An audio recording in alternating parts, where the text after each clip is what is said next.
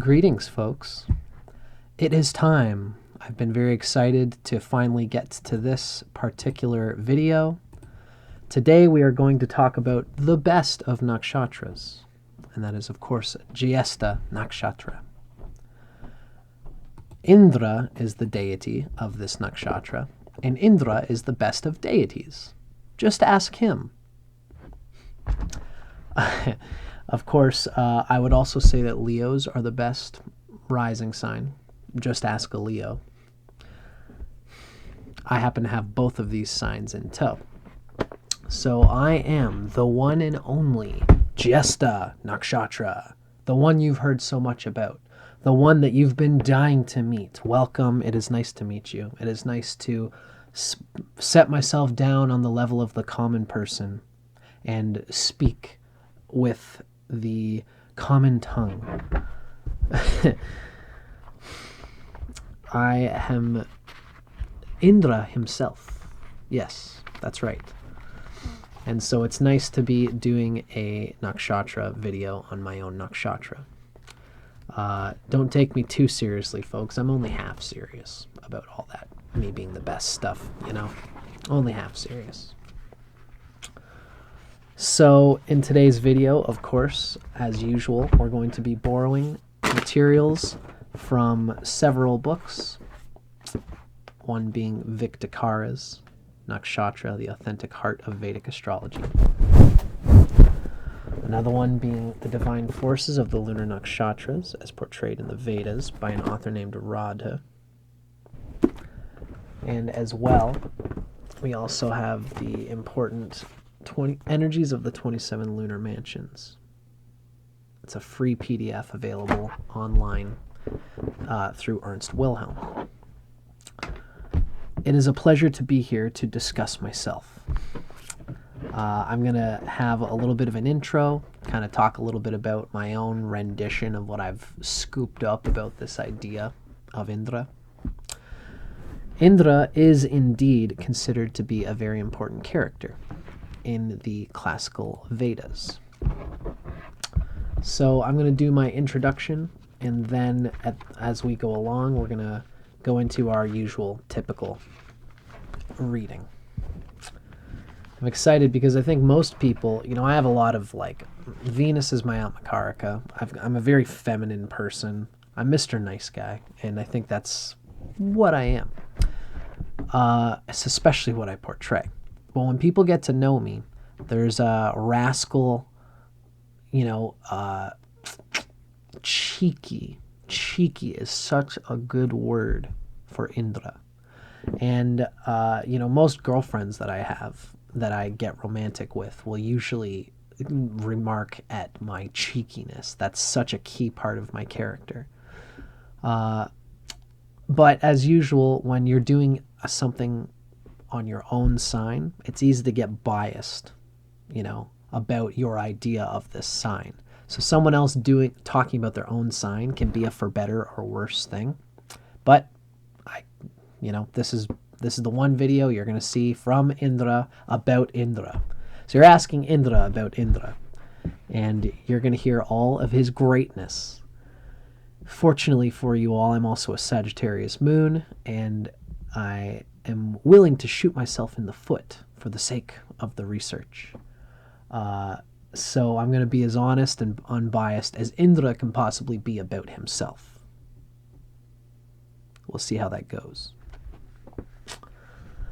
So for starters, Bulldog Indra. So this is from my own notes. I kind of wrote this out just to, again, it's my own description of things. Then we're going to get into our typical go-through. Bulldog Indra is regarded for his mightiness throughout the Vedas.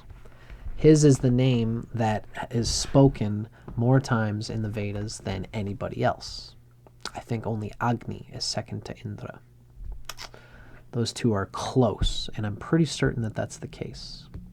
I should have looked that up beforehand. But for the sake of this video, Indra's is spoken more than anybody else. You guys are going to start to see my character here. Now, in the Old Testament Vedas, like the Rig Veda in that era of scripture, the earliest Vedas.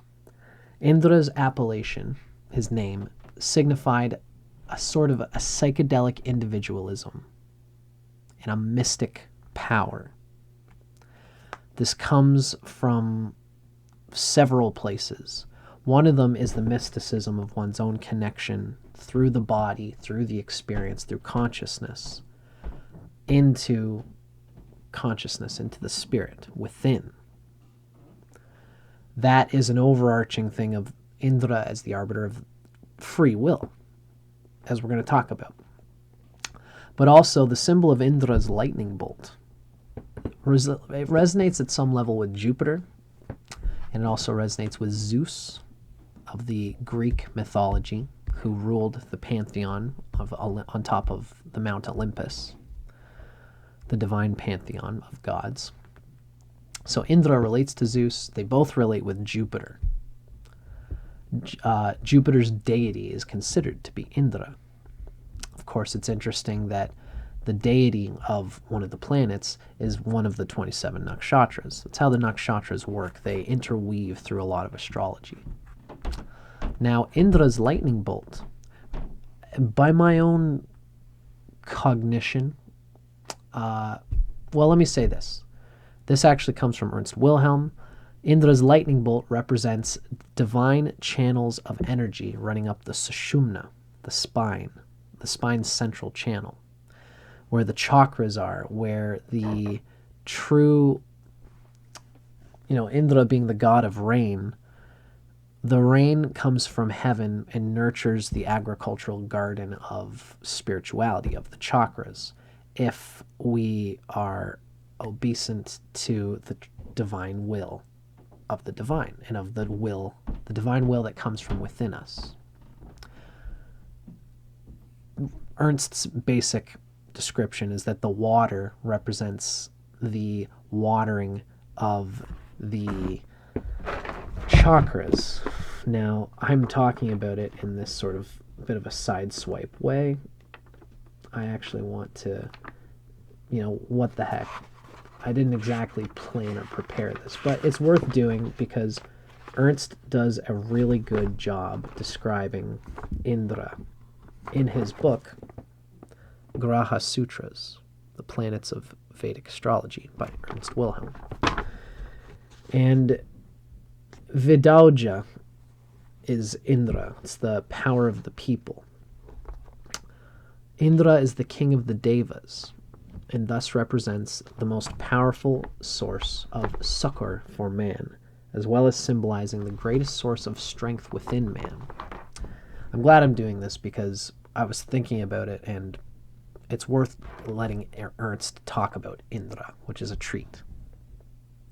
Indra is portrayed very differently in the Old Testament Vedas than he is portrayed in the later mythological Puranas, and this is kind of what I was getting to here.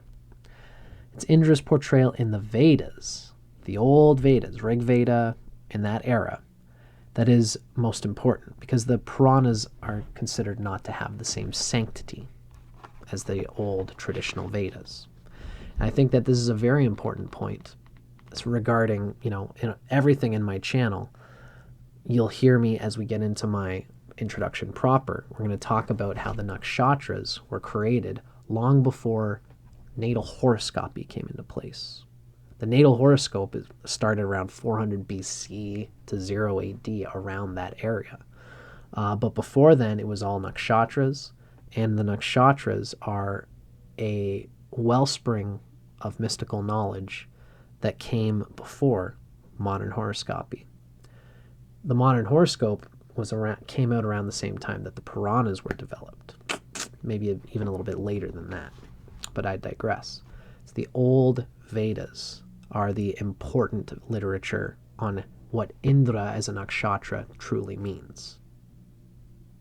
Not so much the portrayal of him in the Vedas, where he's this character who is always making mistakes and is not exactly infallible. But all of these stories are educational in their own way. But let's follow Ernst's lead in considering the nature of Indra as a pure spiritual archetype that exists within all of us. That is the true central epithet of Jyestha Nakshatra. In those old Vedas, Indra is one of the most important deities, ranked in importance with Agni, the presiding deity of the sun. This is quite an interesting fact, since Jupiter, being the heaviest of all the grahas, has a significant impact on the motion of the sun in the solar system. Now, you can read a little bit more about that when I do my Jupiter Graha Sutras reading. Now, Indra is witnessed as the lord of thunder and lightning and the resulting rains. This has many parallels to the great Thor of Viking mythology. Indra primarily gives succor to the people through providing the all-essential rain, which falls upon the earth following the clash of Indra's lightning bolt that shatters the dark clouds, allowing the rain to fall. Esoterically, a symbolically similar event takes place in the esoteric understanding of consciousness and spirituality. The lightning bolt of the spinal energies is brought upward through spiritual practices, and thus shatters the dark clouds of ignorance, watering the perceptions with the rain of higher consciousness.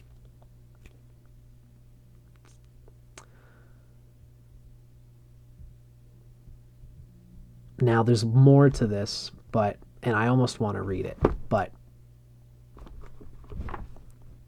well, there's a whole nother paragraph here. Maybe we should, for just the sake of it. You know, if this comes out to be a longer video than usual, I'm okay with it. It's my video, and I'll do what I want with it. But I digress. This is relevant to the nature of Jyestha and understanding our nakshatra as a Jyestha people, or people interested in learning Jyestha. Indra is the all-conquering and means one who is the conqueror of the Indriyas. The Indriyas being the senses. This is one of the key dimensions of Indra as this great yogi archetype.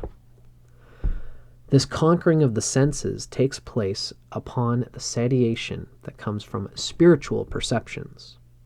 Just like the conquering of thirst is brought about by the fall of rain, and not simply by imagining oneself not to be thirsty. Conquering the senses is not brought about through forced renunciation, but only by spiritual practices which give a taste of something better than that for which the senses beg. This is an important point for the spiritual aspirant to consider, and including anyone who has energy in the nakshatra of Jyestha, is often, as it's typically regarded, probably going to have some kind of mystical, occult, esoteric, spiritual yearning. All too often, the spiritual aspirant, hearing about the behavior of saints, attempts to behave in a spiritual way which is not natural to their way of being, to their nature, when what is necessary is to practice spiritual rites until the behavior of a saint becomes a natural byproduct of one's experiences. Many who study scriptures such as the Bhagavad Gita those who study spiritual scripture like the Bhagavad Gita can easily fall into the same trap if they don't really pay full attention. Chapter 1 of the Bhagavad Gita, where the players in the Great War are assembled, the war which takes place inside of each spiritual aspirant, these guys are introduced. And then in chapter 2, the behavior of a spiritually realized soul is dictated. But in this chapter, Krishna does not state that one should attempt to behave this way. He merely illustrates the goal. Then in chapter 3 and following chapters, the means to obtain this goal are given. So it's important that the spiritual aspirant focuses upon practicing these means. Else one is in the danger of falling into hypocrisy, or worse, imagining him or herself to be possessed of a more exalted spiritual state than they actually are. It's interesting that whole paragraph was meant to set how the character of Indra relates to Jupiter, because in Parashara, Jupiter is considered to be each planet as a deity, and Indra is the deity of Jupiter. So that was the framework that Ernst was fitting that paragraph into the character of Indra. But it's still relevant for somebody who has significant placements in Jyestha, because the character of Indra, being this mystical energy, can be very similar. We know that Indra, throughout all the Vedas and Puranas, is always chasing the experience of drinking this soma drink, which relates to the Amrit, which is an experience of mystical comprehension from within oneself. As it is said, the watering of the inherent arcs of higher consciousness through dedication, focus, and love, so that the watering and the flowering of higher consciousness can emerge. This is the Amrita. That is the water upwelling from the spine through self-realization. Because, of course, the chakras, the psychology of the chakras going up the physical spine, is an energetic holding center for the development of higher consciousness through all the colored rays of the human psyche and human experience. So this is where what this Amrita is, and this is where it comes from. It comes from self-realization and also spiritual practice. This is part of the reason why Indra is so powerful, is because it is a doorway for our higher consciousness to ground itself through the Indriyas, through the senses, by not eating. The stomach was and it develops tapas. We fast, but by using that sense of eating, we develop a transcendental discipline. And that's a sort of, in a way, watering the spinal highway. Just as an example, all of the senses are a bridge for the opportunity for higher consciousness to come into play if we are focused, dedicated, and study enough wisdom for that to be the case. I digress. Surrendering to divine will from within, his intuition, even against all odds.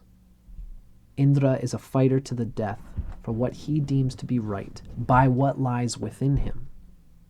Against all odds, I'm going to fight to make sure that I get to the end of my will, even when everybody's telling me no.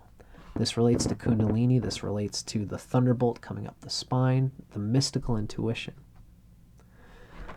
Now, the old Vedas tell the story of how this divine individuality can, for better and for worse, come into refute with, well, again, it's sort of, Indra does fall into some things, even in the old Vedas. But it's mostly the Puranas that describe his character coming into human form and making these mistakes and making these ills. In the old days, the autocratic nature or the noble nature of Indra was pretty much just praised, especially in the Rig Veda. Now, as time gone on, what happened is that this character of Indra, who represents the divine will, it's almost like Adam in a way in the Bible. Don't hold me to that. Let's stick to our program here. The point is that eventually in the literature of the Vedas, the character of Indra, as the free will in man, we're not robots. We all are capable of expressing free will, and that is the Indra inside of all of us.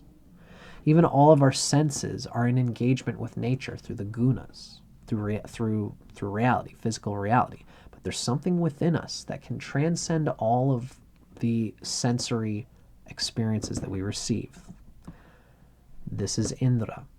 And of course, being free will, it's a blessing and a curse. because Indra comes later on, especially, and this is regarded in the character of Jyestha, as the blessing and the curse of Jyestha Nakshatra, and anyone with the moon or Lagna there especially, but any important planets there. They will come into refute with the divine will, having to find out for themselves what their relationship is to the divine. Now, the gods love Indra, and they trust him. Even though he falls into the trap of his own hubris, his own narrow self-determination, the gods know his character. They know the character of the free will individual, and they cheer it on, even when it goes wrong. The gods can punish Indra, so he'll learn his lesson and become a better instrument for the divine will. Now, this older vision of Indra was, they almost created this idea of Indra as something inside of all of us that's not even necessarily, I should say, when I say this older character of Indra, this is before the literature mentioned the nakshatra of Jyestha. Indra existed on its own as a eternal spiritual archetype of the king's soul. That's Indra, the Lord of the soul. It's the one who's choosing amongst all the pulling and hauling of nature and spirit. There's nature's pulling from below, spirit's pulling from above. Who decides what action gets chosen at what time? The individual. That's Indra. That's king's soul. We decide what we do with our karma, whether it's good karma or bad karma. We can take good karma and waste it. We can take bad karma and churn it into good karma. It's king's soul that makes the choice. And this archetype of consciousness and spirituality existed on its own before Jyestha Nakshatra, although Jyestha Nakshatra is eternal. Now, as time went on, Jyestha Nakshatra came into the foreground, and the character of Indra as one of the 27 nakshatras, it's no longer the king. It's now one of 27 deities that represent a sliver of available roles in human consciousness. Now, so this is the character of Indra. Even Jyestha Nakshatra still contains in it this narrative of self-realization. We all have the power of individuality to think for ourselves and always question authority. And that's why Indra was praised and celebrated as a symbol of a relentless leader of truth for every individual, and even as a nakshatra. Indra is regarded as this underdog, this relentless person. But later on in history, in the Puranas, etc., as civilization gained precedence over the individual, the rascal character of Indra, as one who goes against the grain in society, became more apparent, as one who can kind of be a sore thumb to reality, for better and for worse sometimes, depending on the situation. Indra's name betrays the meaning Lord or conqueror. That's Indra. One who takes what is in his mind, who takes what is in his mind, rightly his by divine right. I'm taking it. Like all nakshatras, Indra's character quality is neither evil nor good inherently. It's simply one of the 27 archetypes of human consciousness, necessary for the complete functioning of mankind. But Indra, amongst all the nakshatras, is like fire or like a sharp surgeon's knife. We want a surgeon's knife to be sharp, because then it can cut through the things it needs to cut through. But such a sharp, fiery character can heal in the right hands, like a surgeon's knife, or it can cause destruction in the wrong hands, in an unenlightened soul, in somebody who is working out this freedom against all odds, freedom against everybody else. Indra is this divine ego who has the capacity to advocate for what is right and good against great odds. Indra uses strategy, willpower, and sometimes a sort of sharp ruthlessness, and even a moral bending ends. And this can be volatile. Now, this acidy dissolving power of Indra can uproot those who have unjustly gained status and power for unrighteous reasons. Indra must simply not take care. Indra's just got to take care not to let this volatile, acid-spitting character, this ethical bypassing, melt the container that holds it and ultimately bring him to ruin. Indra is like an acid that melts the container that holds it. It's so willing to look past all rules, beyond the law, in order to get its will done. Sometimes this can be a powerful thing. But, to bring it all together, Indra is the best underdog out there, up to the point that their power corrupts them into what they originally were fighting against. Now, I wanted to say this little bit. This is coming from my notes. I don't usually, again, we're spending some extra time here talking about Indra because I like to talk about myself, I guess. A great example of Indra's well-meaning ruthlessness gone wrong. And this is coming from a place of neutrality. I'm not too much into politics at this time in my life. But observing things as I have, I'm going to use this character as an example. I wonder if you're already all thinking of who I could be talking about. Don't let this be a reflection on my perspective on this. Consider it as, this is the story that I think society sees this character as, okay? The former, the president of the United States, Donald Trump, has his moon falling into Jyestha Nakshatra. Now, this is certainly a polarizing character. Trump's initial intentions, so far as he seemed to portray in the beginning of his political career, seemed to be as a righteous individualist, someone who intended to drain the swamp of and lift, someone who wanted to lift the guise of underhanded bureaucratic power from the corrupt face of the American political institution. He wanted to come in and drain the swamp and let everyone know the junk that the American government has been doing, etc., etc. Of course, every government has skeletons in the closet. It's, and pulling them out for all to see doesn't necessarily make you a hero. This very Jyestha thing. This is what Jyestha Nakshatra does. And we're going to read, as we get there, is that Jyestha takes the attacks and aptly the mistakes, the shrinat, as we're going to talk about, from its enemy or an institution that it's rallying against. And it uses those mistakes and those attacks against the guilty party. It's like when you're in martial arts, to watch how a person's going to come in and attack you. You use their footing that they just lost in order to attack, move their force with them, and fling them using the power of their own force. We'll hear more about that when we get into the Nakshatra Sutra. Now, as time went on, Indra's penchant to empower the individual, that's we see in the character of Donald Trump, is, this might makes right. If I empower myself to,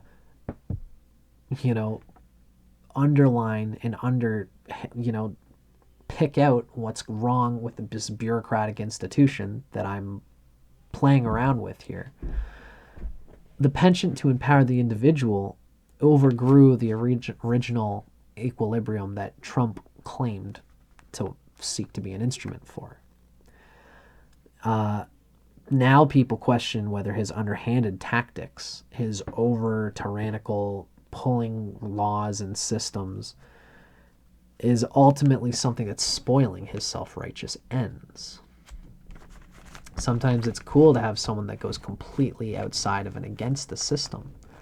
But it can be tricky, as we, this is the nature of Indra when he goes a little too far in attacking what's wrong with the system in order to get on top of it. It's worth mentioning that even when Indra does do the right thing, his might makes right attitude will usually cause his own ruin. Sometimes even a good Indra, which do exist, will be taken down and systematically poisoned from the inside from a bureaucratic system who doesn't trust the sway and influence that he wields as one powerful person, even if his actions are serving humanity well. This is the volatile nature of power. Absolute power corrupts absolutely, as we've all heard. And this is part of the karma that Indra and Jyestha Nakshatra natives must face as the leader of the Devas. So, you might have heard about Vritra, the Asura demon who stole the water from the world. Oh yeah, this is all the little stories. We've talked quite a bit, so if I have time, I'll go into some of those stories. But for now, we're already half an hour in. This is going to be adding on top of our video today. Now, let's get a little bit started here and start digging into the Nakshatra Sutra of Jyestha proper. This is, of course, going to be part of my Nakshatra Sutra series. And, you might want to check out the introductory video in this series. I do a little intro video discussing my take on how I go about reading from these, Nakshatra Sutras. Now, in my practice, I use 12 tropical rashis or signs overlaid on the 27 sidereal nakshatras. According to tropical astrology, the point of Aries is always revolving against the sidereal. Sidereal means of the stars. So the tropical zodiac revolves against the sidereal zodiac, and we as tropical astrologers are still largely debating where all the nakshatras fall in the tropical zodiac. If you want to know a little bit more about this, I've got a series, a playlist discussing sidereal versus tropical. The best video I've done on the subject is Age of Aquarius Debunked, so feel free to check that out. Now this little metaphor, you've seen it on all my videos. It's basically there's an asura, a demon of ego, who was getting too big and was ruling the universe, but it was doing so from the ego and not in alignment with the divine. So the whole universe started falling apart, and they called Vishnu, as they always do, in order to right the situation. Now this story, by the way, it comes from several places. It's featured in the Srimad Bhagavatam, and it goes much deeper than this astrology metaphor that I'm using here, but it's still a useful figure. Vishnu became, he said, I know how I'll trick the ego, becomes as small as an atom, a dwarf. And he comes to the demon and he says, hey dude, I was wondering if I can get a boon. The demon says, you want a boon? What do you want? And Vishnu says, nothing much, I just want 3 paces. I want to take 3 steps and call them all mine. And the demon says, your steps are so tiny, you can have that boon. You can have the 3 steps, and whatever the 3 steps that you take will be yours. And Vishnu says, okay, great. With my first step, I'm going to take deep space. That's the sidereal zodiac. The sidereal nakshatras, which are not actually a zodiac. Zodiac relates to the zoo, relates to animals, and that only relates to the tropical zodiac, and that's our local space. So first he stepped through the stars, then he stepped through the ecliptic, the tropical zodiac. Then the 3rd step, the demon offered his head for Vishnu to step on, and that relates here to geomantic space. That's the horizon, the houses, the rising sign, etc. So the stars, the zodiac, and the houses are the 3 main pieces of Vedic astrology. And they're all separate in this way. So in this series, I intend to convey the pure essence of the nakshatras as they are without sign associations. That's the whole point, is that the signs are something completely different from the nakshatras. The tricky thing is that there's this whole distortion. And again, you can look at my introductory video in this series to understand the nature of this distortion. But essentially, because of the sidereal tradition, a lot of people think, Jyestha is a great example.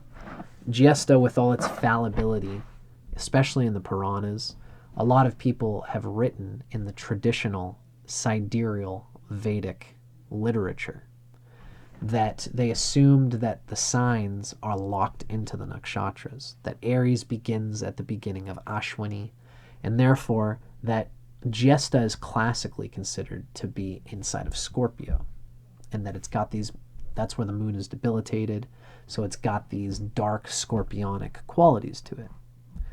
In today's time, Jyestha actually falls completely in Sagittarius, in tropical Sagittarius. So what people have written about Jyestha, much of it is confused because it carries this place where, especially if the moon, which is really what creates the nakshatras, the moon is debilitated in Scorpio, we can understand that the character of Jyestha would not be a healthy place for the moon. But this is a cultural distortion because, again, the Zodiac was created long after the original nakshatras. Now, there is one surefire piece of literature that is created about the nakshatras before the advent of the modern horoscope, before the invention of Scorpio and the Zodiac. So this is what we call the Taittiriya Brahmana. This comes from the Vedic era of literature. It's a commentary on the Krishna Yajurveda. And it contains these sutras that talk about the nakshatras. So I don't want to spend too much on this because you've all seen it, but this distortion is twofold. One of them is this incorrect zodiac associations, as we've just talked about. Now there's also the Vimshottari Lord. It's the planet that rules the first dasha period when the moon falls in that nakshatra. So, for example, with Jyestha, it's often said that Mercury rules Jyestha. But again, Vimshottari is something that came way after this Taittiriya Brahmana book. So we can't necessarily say that Jyestha has the quality of Mercury in it in the way that a lot of people emphasize.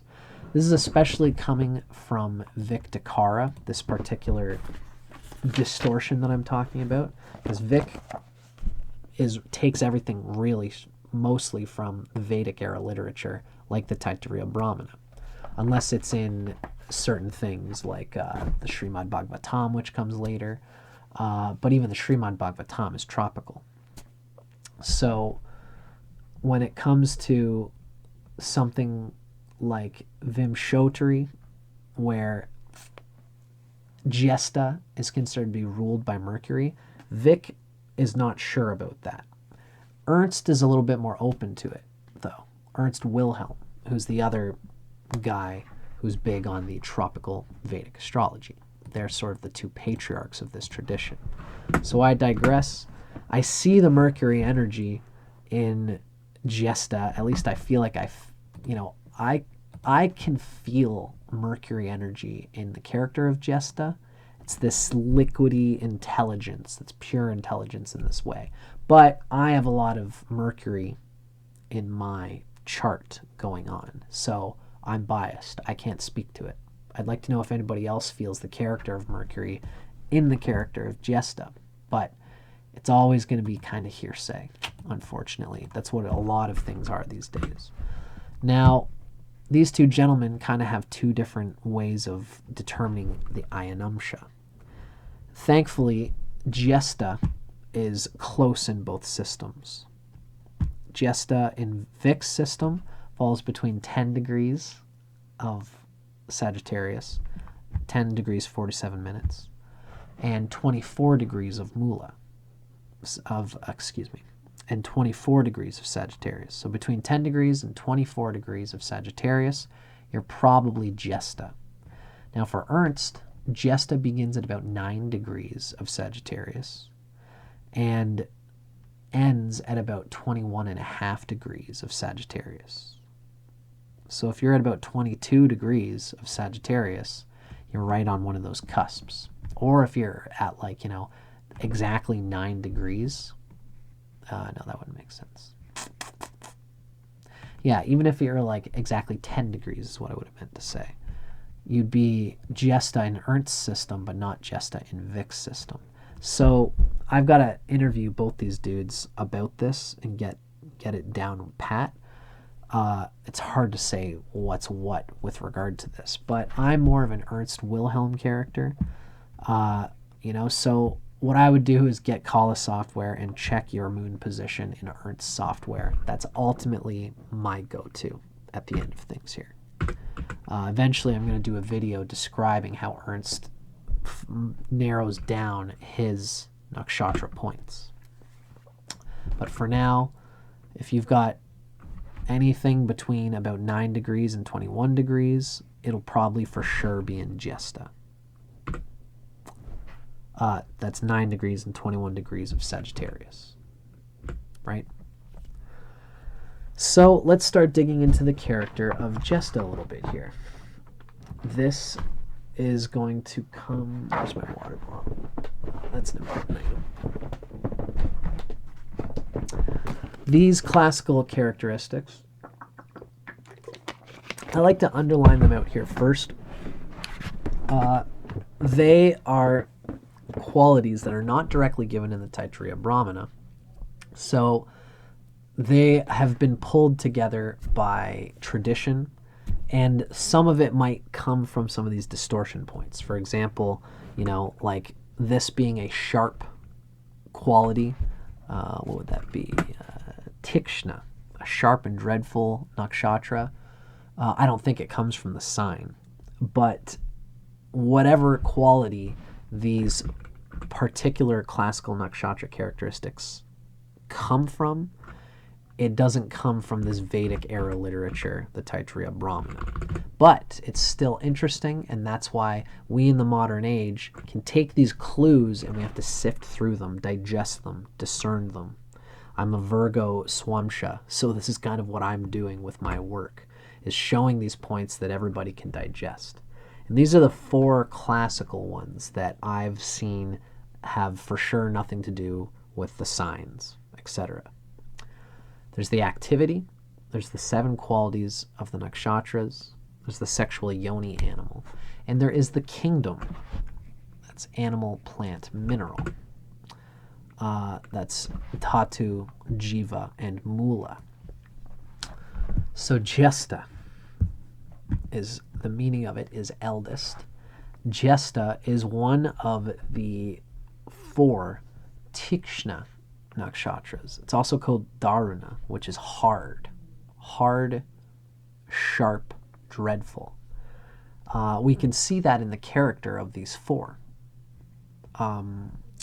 If you know the character of these 4, you'll know that these are the tougher of the nakshatras, depending on what, it's more like visceral, like vicious tough. Because there's other guys like Shatabishak that are tough, but it comes from a different place. It doesn't come from a single pointed arrow of intense will. Shatabishak is more like longevity and a bureaucratic power that he gets. Whereas Jyestha is just pure willpower and even cutthroat in a lot of ways. That's what these 4 nakshatras are kind of known for. Most of them are active, except for Ardra, which is a balance of active and passive. None of them are passive, interestingly. And 2 of them are the dog animals. That's Mula and Ardra in their yoni chakra. Now, of course, the yonis have a lot to do with sexual compatibility in marriage.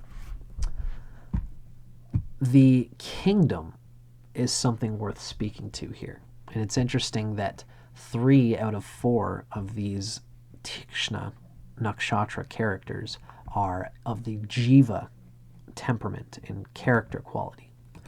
So to give it short thrift here real quick, Ernst Wilhelm, in his Energies of the 27 Lunar Mansions, has mentioned that he has specific interest in the animal, in the kingdom, whether it's mineral, plant, or animal. These qualities are put into these nakshatras, and Ernst winks at it in this book as an important clue to what we can expect as being a important character quality marker inside of each nakshatra. Now, the 3 qualities are how I have been relating them is they relate to the cardinal, fixed, and mutable energy of the zodiac. So the dhatu is mineral. That relates to cardinal energy. Mula is plant. That relates to fixed sign energy. And then Jeeva, animal, relates to mutable sign energy. The cardinal signs, Aries, Cancer, Libra, Capricorn, are kind of like opportunists that are going out there and actually feeling out the physical world. They're smashing their heads and gripping with their fingers, feeling the material in their locale.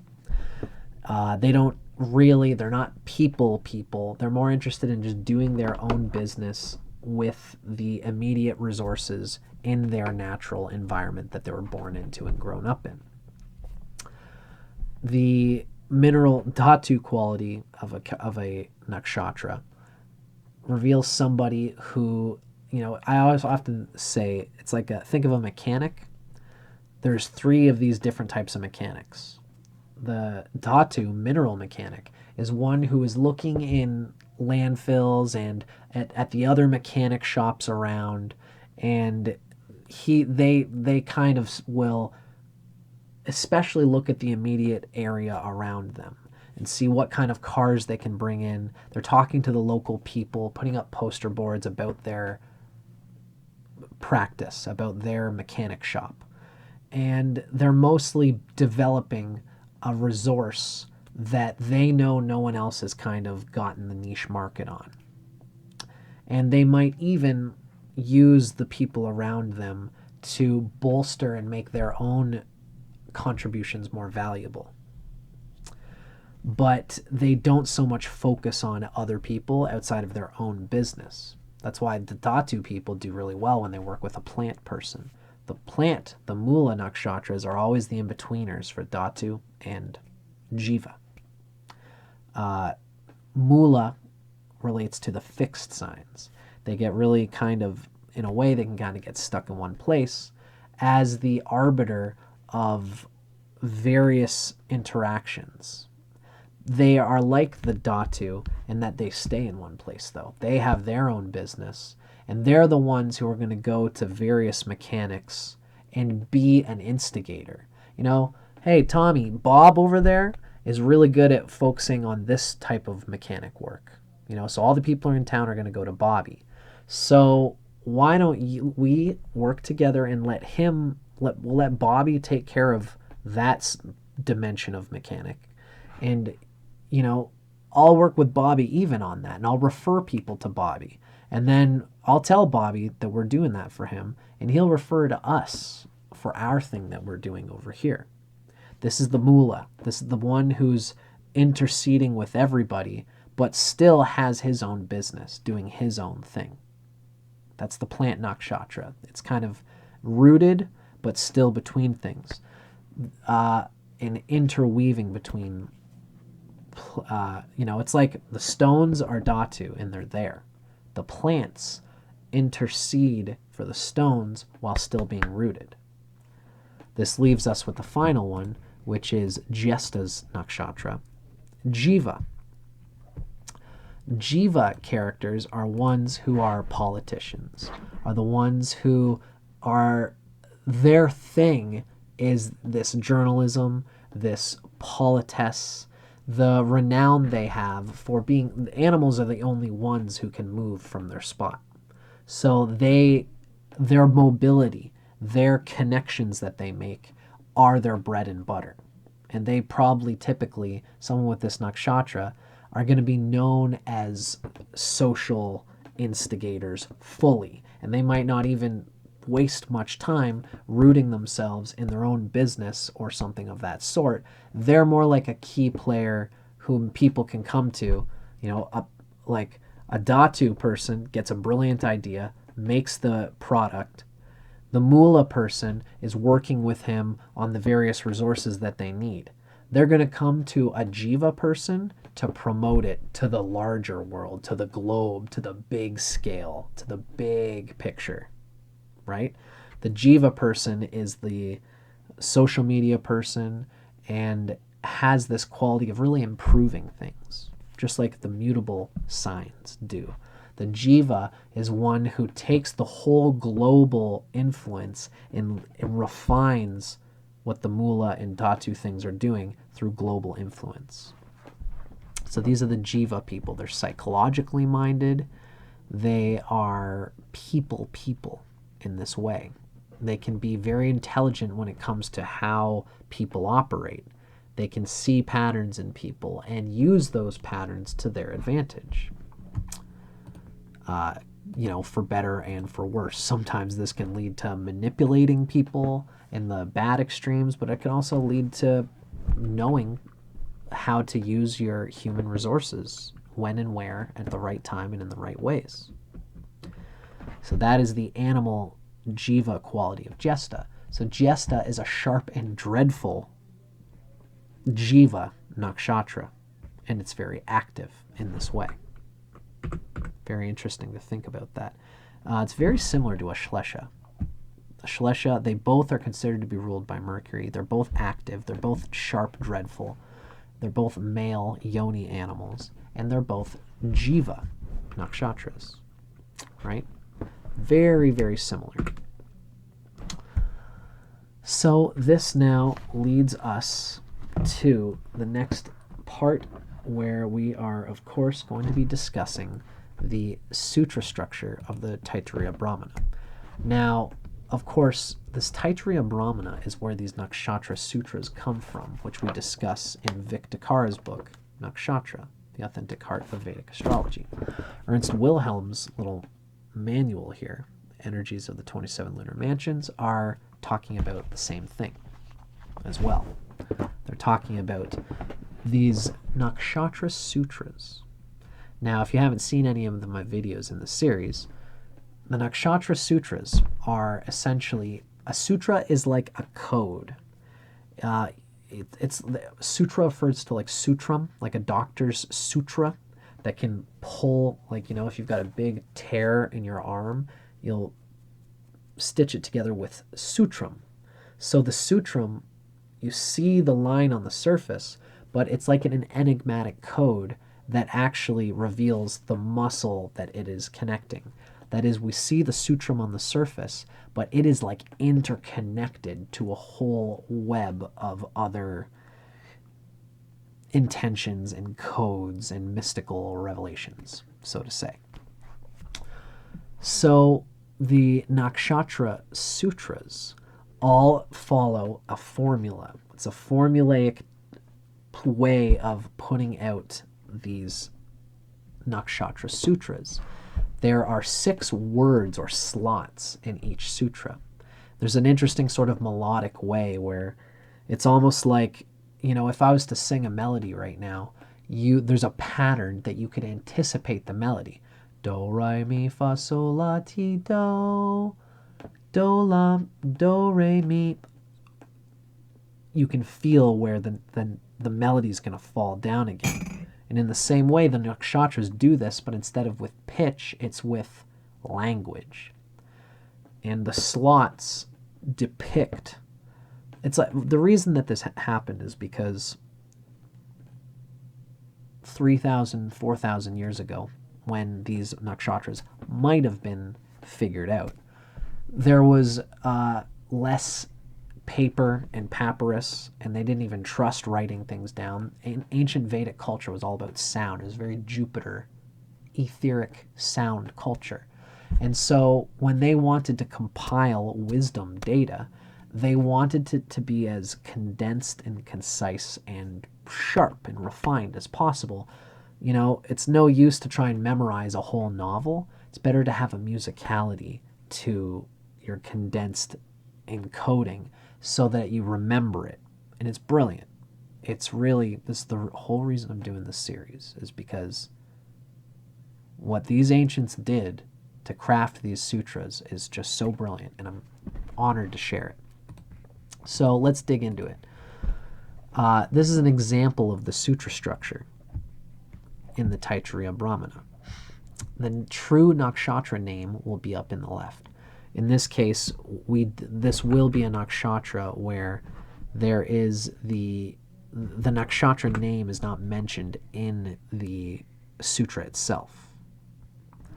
Now there's A, the deity, which rules the nakshatra in classical Vedic literature. That's the pink word. There's B is the white word, and this is the name of the nakshatra. And like I said, sometimes obscure names are used to give more information, because these enigmatic sutras, we know that the name is going to be in slot B. So if they use another word, it's just these ancient minds giving us further clues as to the nature of this nakshatra. Now we have the yellow word, and that's the padastat. That's the foundation above. And this is what is needed for the nakshatra to function properly. E is the foundation below, the blue word. And this is what the nakshatra desires to produce from what it receives. And in every sutra, there's this word padastat that describes the foundation above, and avastat comes after the foundation below. So this deity, through this nakshatra, wants this yellow word in order to produce this blue word. And when it functions well, it does so. This is the nature of these nakshatra sutras. Now, this today is our nakshatra sutra that we're going to get into today. I'm going to read this from two different sources, but before I do, let's do our due diligence here and read from the Nakshatra Sutra. Now, I am not a Sanskrit professional, but by doing these videos, I get a little bit of practice in. I know this one because it's my own Nakshatra Sutra. So, as well, if you want to hear all of these Nakshatra Sutras, Vic Dicara has them on his YouTube channel and website. Just look up the 27 Nakshatra Sutras on YouTube, and you'll probably somewhere, especially if you're looking on Vic's YouTube channel, you'll find it in there. When he was doing his wonderful, I guess I don't have it in here, but yeah, vicdicara.com, you'll find a wonderful little series of videos on the Nakshatra Sutras that you got to pay for, and it is where I get a lot of my knowledge and information about the nakshatras. Vic really unfolds it in a beautiful, brilliant way. I highly recommend it, and that is where I'm getting these nice little graphics from, like this Jyestha here with all the stars, and then you'll see in the next one there's descriptions of each word. This all comes from Vic Dicara's Nakshatra Sutras course on his website. When he did those Nakshatra Sutra courses, I and some of his other students were some of the people who got to sing on this recording of the Nakshatra Sutras. So this is the Nakshatra Sutra for Jyestha Nakshatra. I'll do my best with it.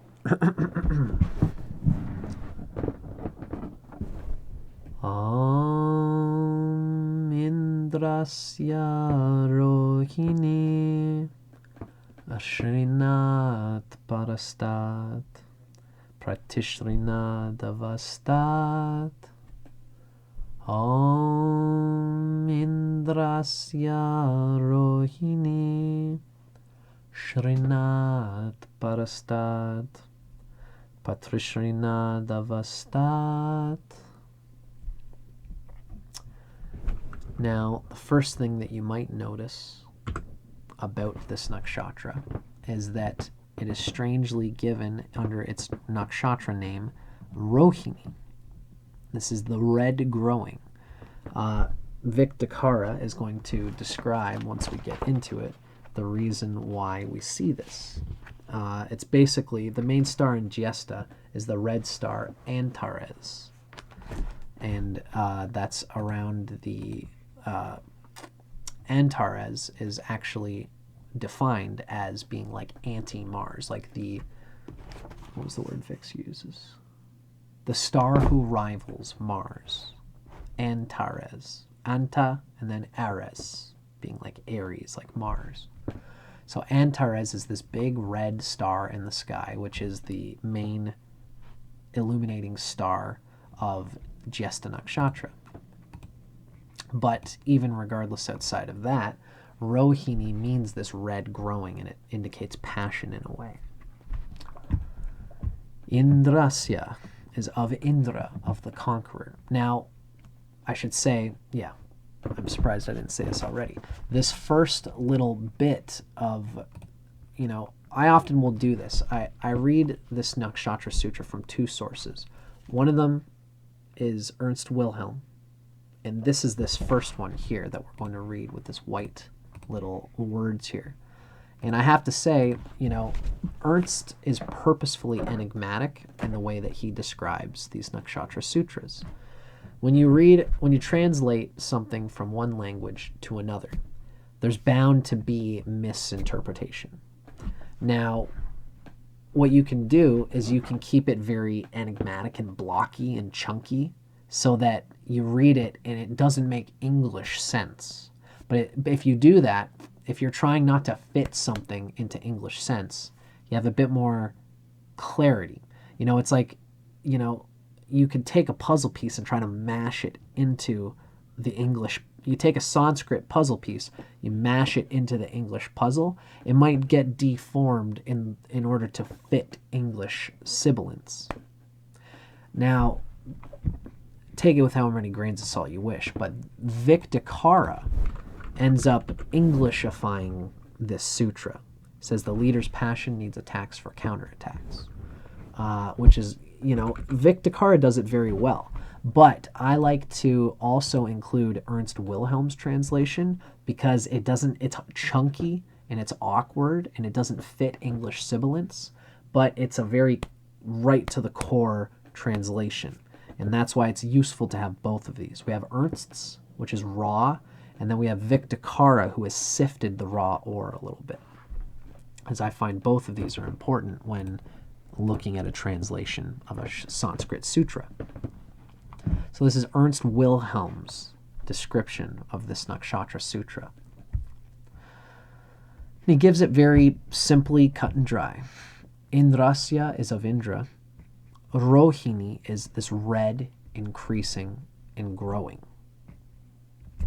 Shrinat is attacking or crushing. And of course, Padastat is from above. And then Pratishrinat is attacking or crushing in return, a counterattack, as Vic Dicara says.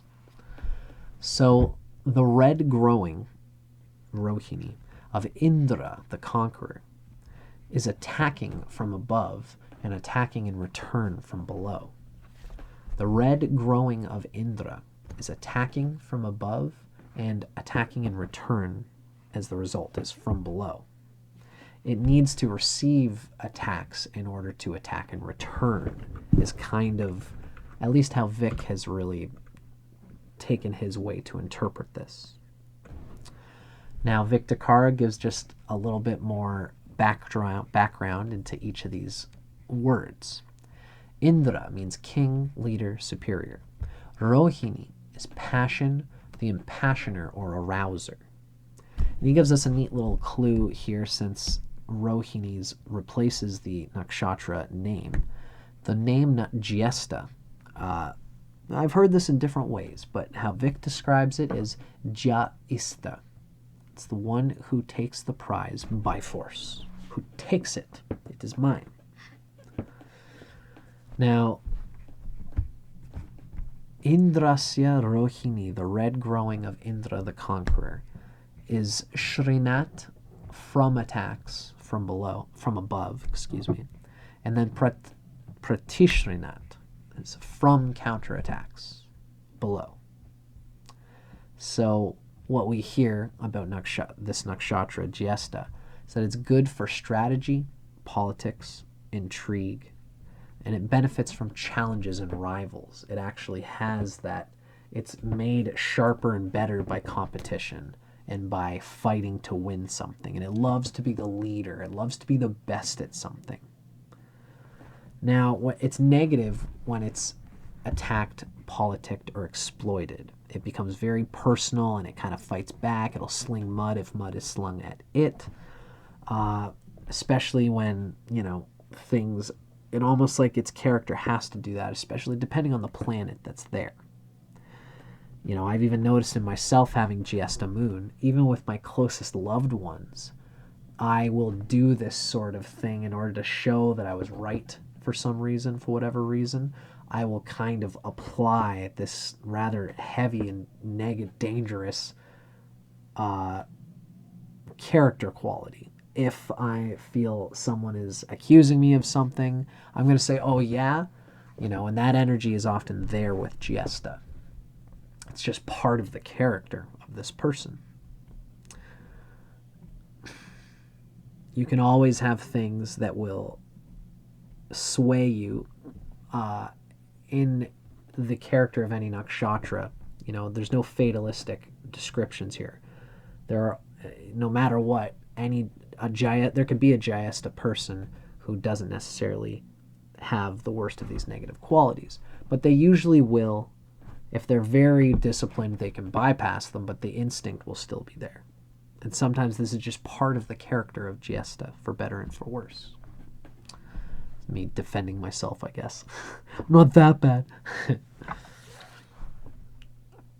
Now, when Jyestha is aimed in a positive direction, they have passion, they're engaged, they're motivated, and they profit from others' arguments.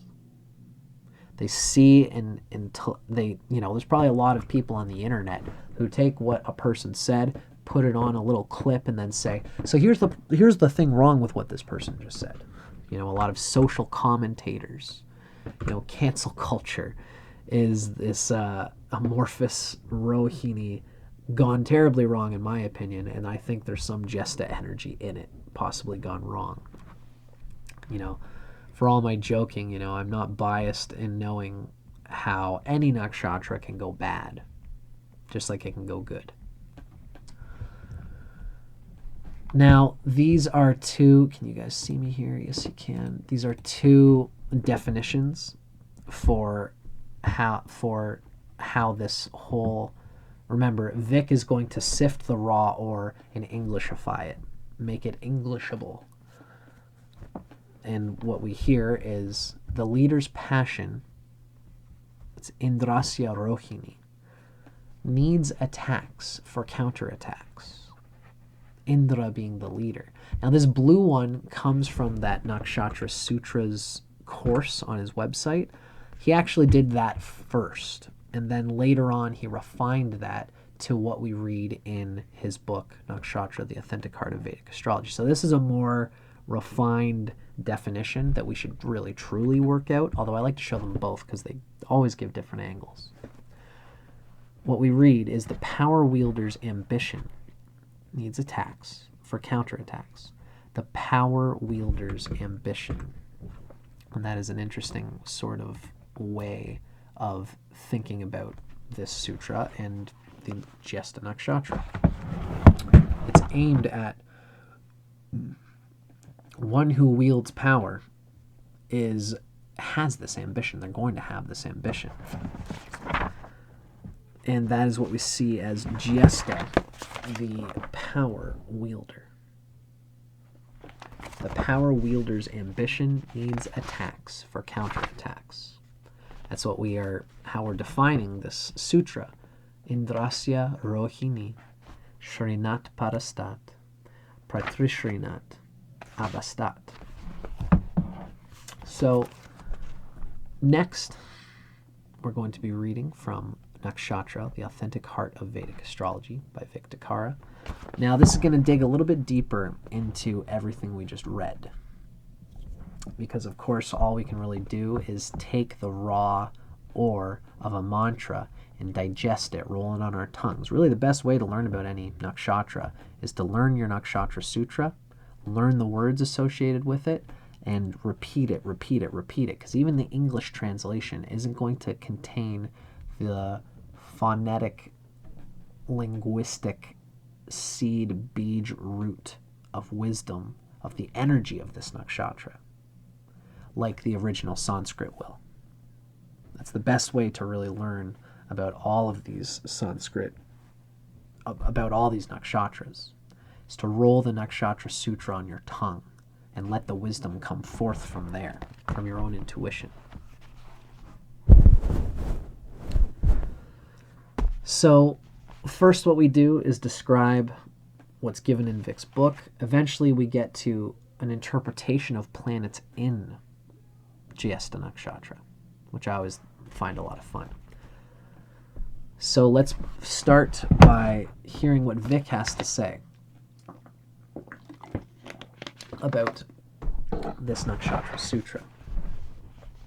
Of course, the first word in this Nakshatra Sutra is Indrasya.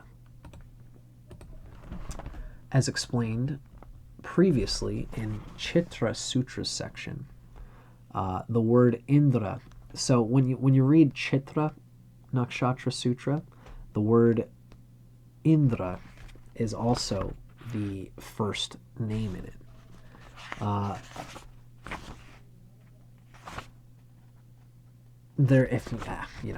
Feel free to read the Chitra Nakshatra Sutra and video in order to see why that is. I'm going to stick to our subject here. They use Indra there because, again, as we've said, it adds more information about what Chitra Nakshatra is all about. But Jyestha is the real Indra. There's none other than me. So the word Indra indicates a powerful person. Kings are often called Indra. The king of the gods, for example, bears this title, Indra. Now, the next word we see here is Rohini, and we know that this nakshatra is more typically named Jyestha. And elsewhere, the Taittiriya Brahmana uses that name, Jyestha, eldest. But here in the sutra, the author instead uses an unconventional name, Rohini. Now, as explained previously, the sutra's author sometimes uses unconventional names due to having a very limited number of words in which to convey an essential message. Rohini indicates arousal, inspiration, passion, and ambition. It's often associated with the color red, the color of these emotions, root chakra in a way.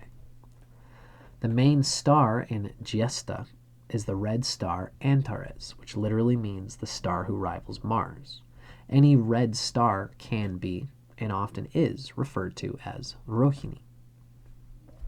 The use of this word hints that Jyestha usually involves the arousal of strong desires and emotions, which often have a sexual context or flavor. The more common name of this nakshatra, Jyestha, means eldest, the best, the first, the foremost. It illustrates that the nakshatra deals with rivalry and the ambition to be number one under the sun. There could even be, for Jyestha, a sort of a, I guess the Scorpio in me wants to say, there's a kink in Jyestha, a kink to the sexualized energy of getting on top of someone, of being the top, of being the one in control, being the one who is Big Daddy and gets to call the shots in any situation. And that energy that they will often find in their own sexual experiences with their personal partner, they can often transmute and sublimate that into a top energy with regards to how they deal in business, how they deal with comrades, how they deal in group situations. It's a I'm on top kind of energy. Now, the word Shrinat, as we've seen, of course, Shrinat simply means attack. This reveals that Jyestha, although passionate and aroused, is not particularly gentle or loving. So Shrinat means attacks, and then Pratishrinat. Adding the prefix prati to Shrina, as we can see, Shrinat and Shrinad are the same word. Now, Pratishrinad is adding the prefix prati to this word. And it changes the meaning from attack to a sort of like pre-attack, like a counter-attack. I guess pre wouldn't be, that'd be more like post-Shrinad, but I digress. Adding prati to Shrinat gives Pratishrinad, which changes it to counterattack. So this shows that Jyestha can be a sort of nakshatra of expert strategy, thinking 5 moves ahead of, if I make this move, this person will do this, and that will lead to this. You know, Jyestha is thinking very deeply of the form of the expression and how 2 people would be getting on top of each other in a power struggle. Indra always wants to be the one who gets the upper hand, so to speak. And they do it by thinking very deeply on the stratagem, on the resources, on what they would have to, what it would mean to exercise an attack on a competitor or another person.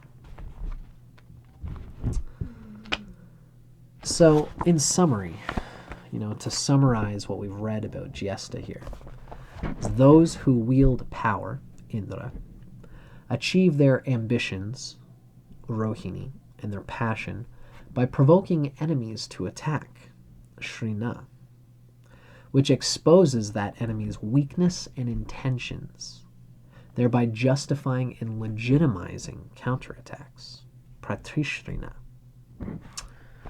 So there is this way where Indra will jive and do these things to bring out a forceful, if Jyestha, being the Jeeva Nakshatra, can really get to know a person, and they will cut them on these very critical fault lines by doing something that would deeply offend the person, or knowing that this person has this weakness about this thing, Jyestha will bring it about so that person reacts intensely. And then Jyestha makes me look great when you react so intensely. Like, whoa, buddy, do we need to get people to keep you under control?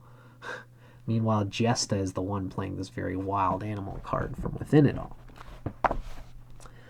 So, by provoking enemies to attack, Jyestha exposes their weaknesses and intentions, thus justifying and legitimizing some kind of counterattack, Pratishrina.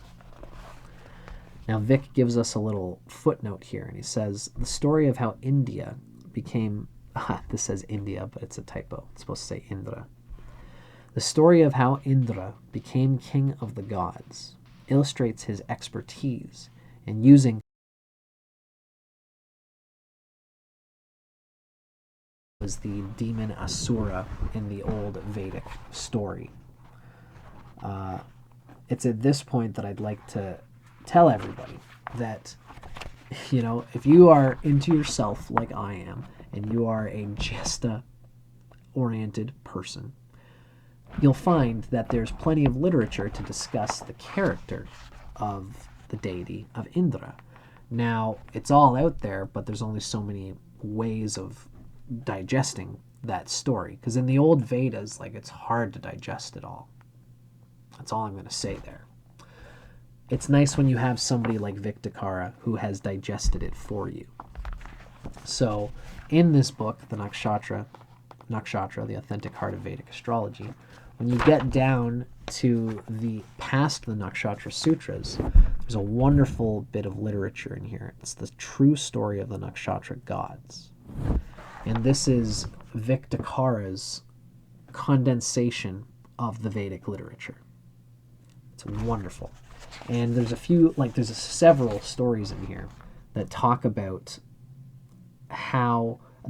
Indra in his character and the fallible nature of his divine free will gone wrong. But it also shows some of the character of Jyestha at its strength, as part of the nature of Jyestha, as being one who would be the protector, overlooking things, taking control of things, making sure that somebody has to make the decisions around here. There's one chapter. I read all these, by the way, on my channel. If you can look up Politics in Paradise, it's the chapter of Jyestha and Indra taking the throne in a political way from Varuna, who is the original lord over all the world. That's Shatabishak, is ruled by Varuna. Mitra Varuna and just Indra are the two ancient big bosses, final bosses. They're the big players who ruled all the gods in the ancient Vedic literature. And so they both have this rulership kind of quality, but they're very different. You can read about the Shatabishak chapter that I'm going to do soon in order to hear how Shatabishak is different. He kind of rules by a bureaucracy. He's an autocrat, whereas Jyestha is like a nobility by divine right created by Indra's own intelligence, effort, willpower, and divine dedication. Especially Jyestha, essentially, if we know it right, is that he wants to be the best at conquering himself. And the best way to conquer himself is to use the world as a bridge, as a vehicle for him conquering himself by conquering in a field and raising himself above others through this thing that he loves to do for his own sake. Shatabishak is more classic, is this guy who's sitting back and is watching and observing everything with his 100 eyes and is doing it for different reasons. It's a different type of king, and they actually both can work well together. I digress. Jyestha, sort of in the old Vedas, undermined Varuna by sort of telling everybody that Varuna did a few things wrong. When Vritra, the demon dragon, stole all the water, it was Indra who came along and said, Varuna, we have to do something. Varuna was like, this can't necessarily last forever. This will undo itself. But Indra said, we have to do it now. The people are suffering, and this is our opportunity to do this very important thing. And Varuna was like, all right then, Indra, go do it. And then Indra defeated him with his thunderbolt, brought Vritra down at the critical time. I believe through something that Vritra did.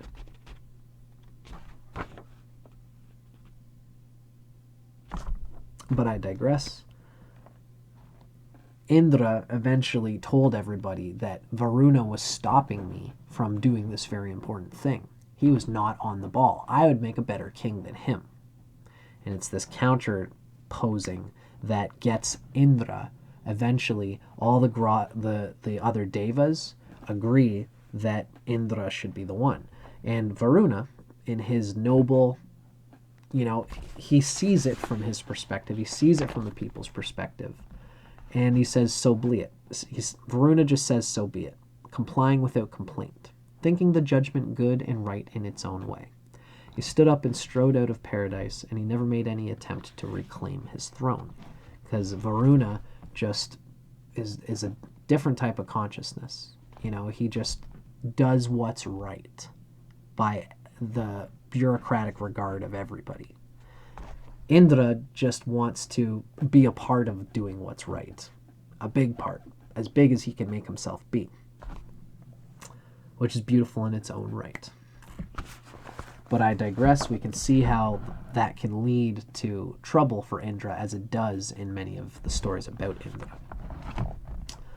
By the way, for all these videos, I do an extra video discussing the nature of the deity associated with this nakshatra. You can look up my video talking about Indra from the divine forces of the Lunar Nakshatras to learn a bit more about some of the stories of this character of Indra who caused all this trouble with his ambition and passion. Now, let's start digging into the interpretations. The interpretation of planets falling into Jyestha Nakshatra. It's one of my favorite parts. I'm going to try to spend as much time on it as I can. We're going to read from Vic's thing, but I'm going to spin off in my own way. But I'll try to be clear on when I'm spinning off and when I'm sticking to the script here. Jyestha, okay, so this is coming from Vic Dicara here. Jyestha Nakshatra is excellent wherever power can be obtained through strategy, cunning, and intrigue. The tricky strategy of strategy, cunning, intrigue, and espionage. Jyestha is also excellent in difficult situations generally, since it has a knack for turning strife and conflict to its own advantage. So whenever a whole bunch of bad things are happening at once, Jyestha's watching everything and pulling it all together to its own advantage. You know, crisis and opportunity is the same word in Chinese. When you look at the old word for crisis, they use this crisis word as the same symbol that they would use to describe opportunity. Crisis and opportunity are one. Never waste a good crisis, as our Indra exemplar Donald Trump would say. Never waste a good crisis. It's a funny phrase coming from him. So, Jyestha has a knack for turning strife and conflict to its own advantage. As a result, the Sun, Mars, Saturn, Rahu, and Ketu tend to indicate positive outcomes here in this nakshatra. The Sun depicts an expert and unassailable ruler in Jyestha. Mars depicts an expert strategist and opportunist. Now I should say, let's remember, everybody, that Vic Dicara here is giving us the raw interpretation of a planet in this nakshatra. Certain planets are going to be better in nakshatra than others. It's the same thing for every nakshatra. But we also have to consider the health of that planet overall in the chart. It's like, you know, if the sun is exalted in Aries, we're pretty sure that it's going to do well by sign. But the sun in Aries, if it's conjunct a debilitated Saturn in Aries, and it's got Venus there in Aries at the same time, where Venus and Saturn would be kind of helping each other a bit, those two planets are going to starve that sun. Even though it's exalted, then the sun would portray the negative qualities of Aries in that situation, even though it's in a good sign. In the same way, Sun, Mars, Saturn, Rahu, and Ketu tend to be good and aligned with these the nobilistic, autocratic, tough qualities associated with Jyestha Nakshatra. So those planets align there.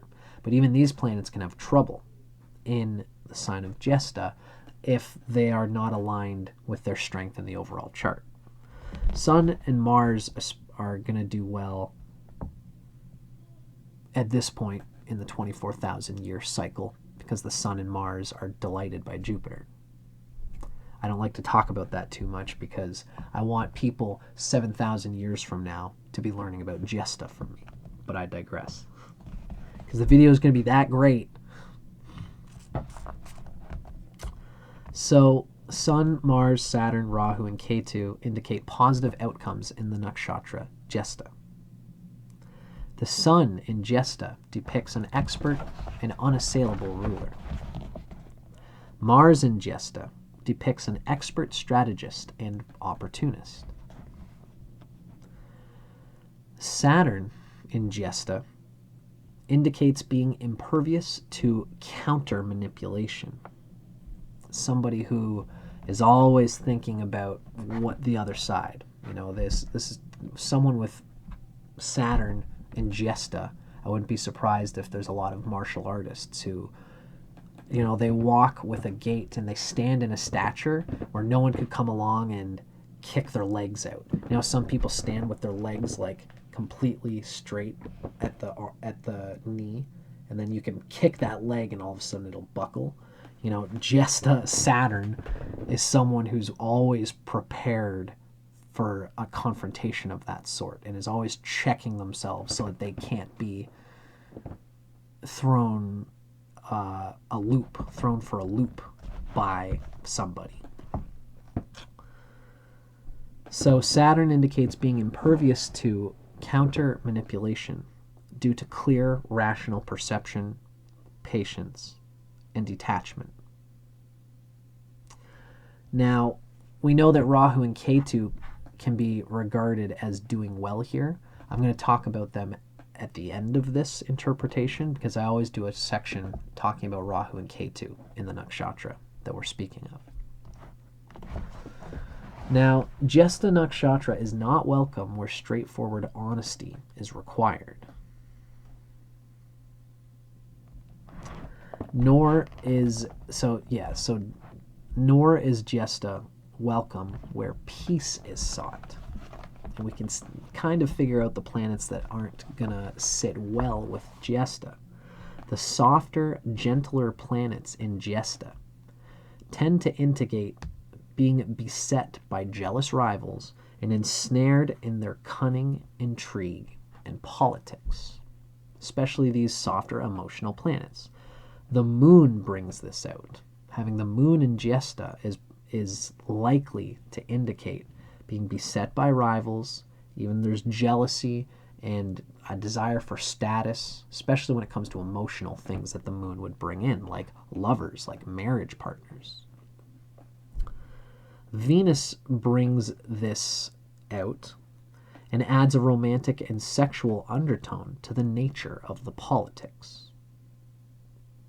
Almost, that is to say that Venus in Jyestha can almost be, against its own better devices, turned on by the intrigues of politics, of status, of being involved with, a woman with Venus in Jyestha could be involved with a man who's fighting to get on top of something and helping that man to become the number one guy by subtle intrigues and, cunning in politics.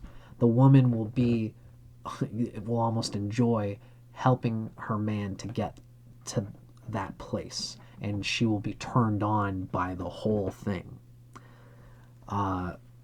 Especially this, a man with Venus in Jyestha might be attracted to a woman who would also engage in this energy, because men tend to be attracted to the qualities of their own Venus by sign, house, aspects, and nakshatra. Women are more turned on by their Jupiter. They seek the qualities of their Jupiter in a man.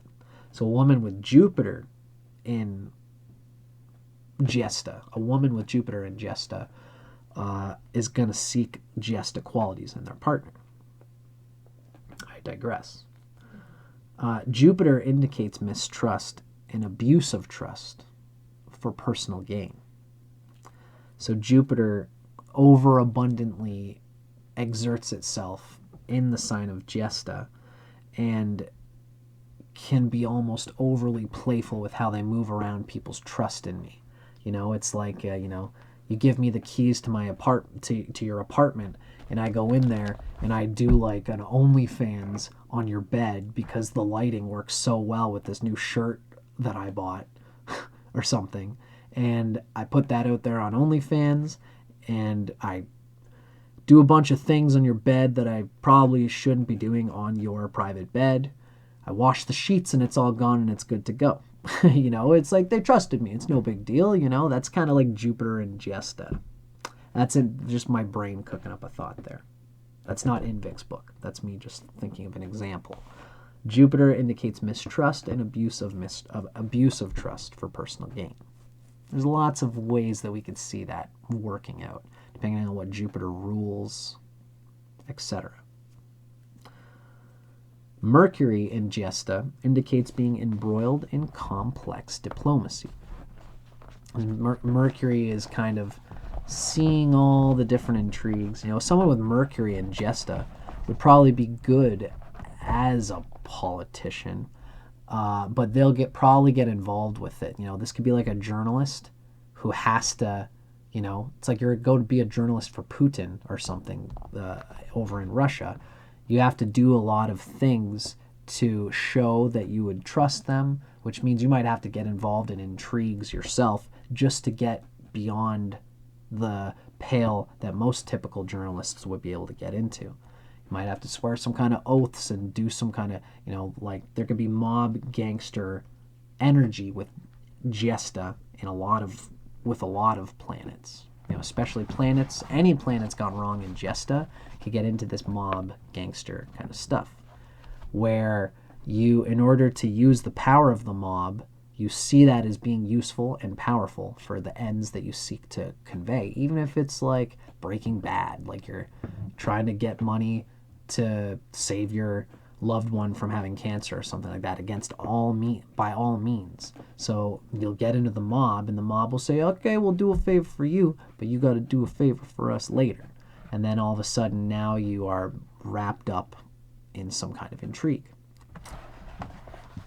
So I digress. That's Jyestha gone to a very sore extreme. So ultimately, we know that the harsher planets, Sun, Mars, Saturn, Rahu, and Ketu, by nakshatra, do well in Jyestha. Then the Moon, Venus, Mercury, and Jupiter tend to not be well served by Jyestha, because Jyestha's not welcome where straightforward honesty is required. The Moon, Venus, Mercury, these are even Jupiter. These are all planets that represent the goodness inside of us.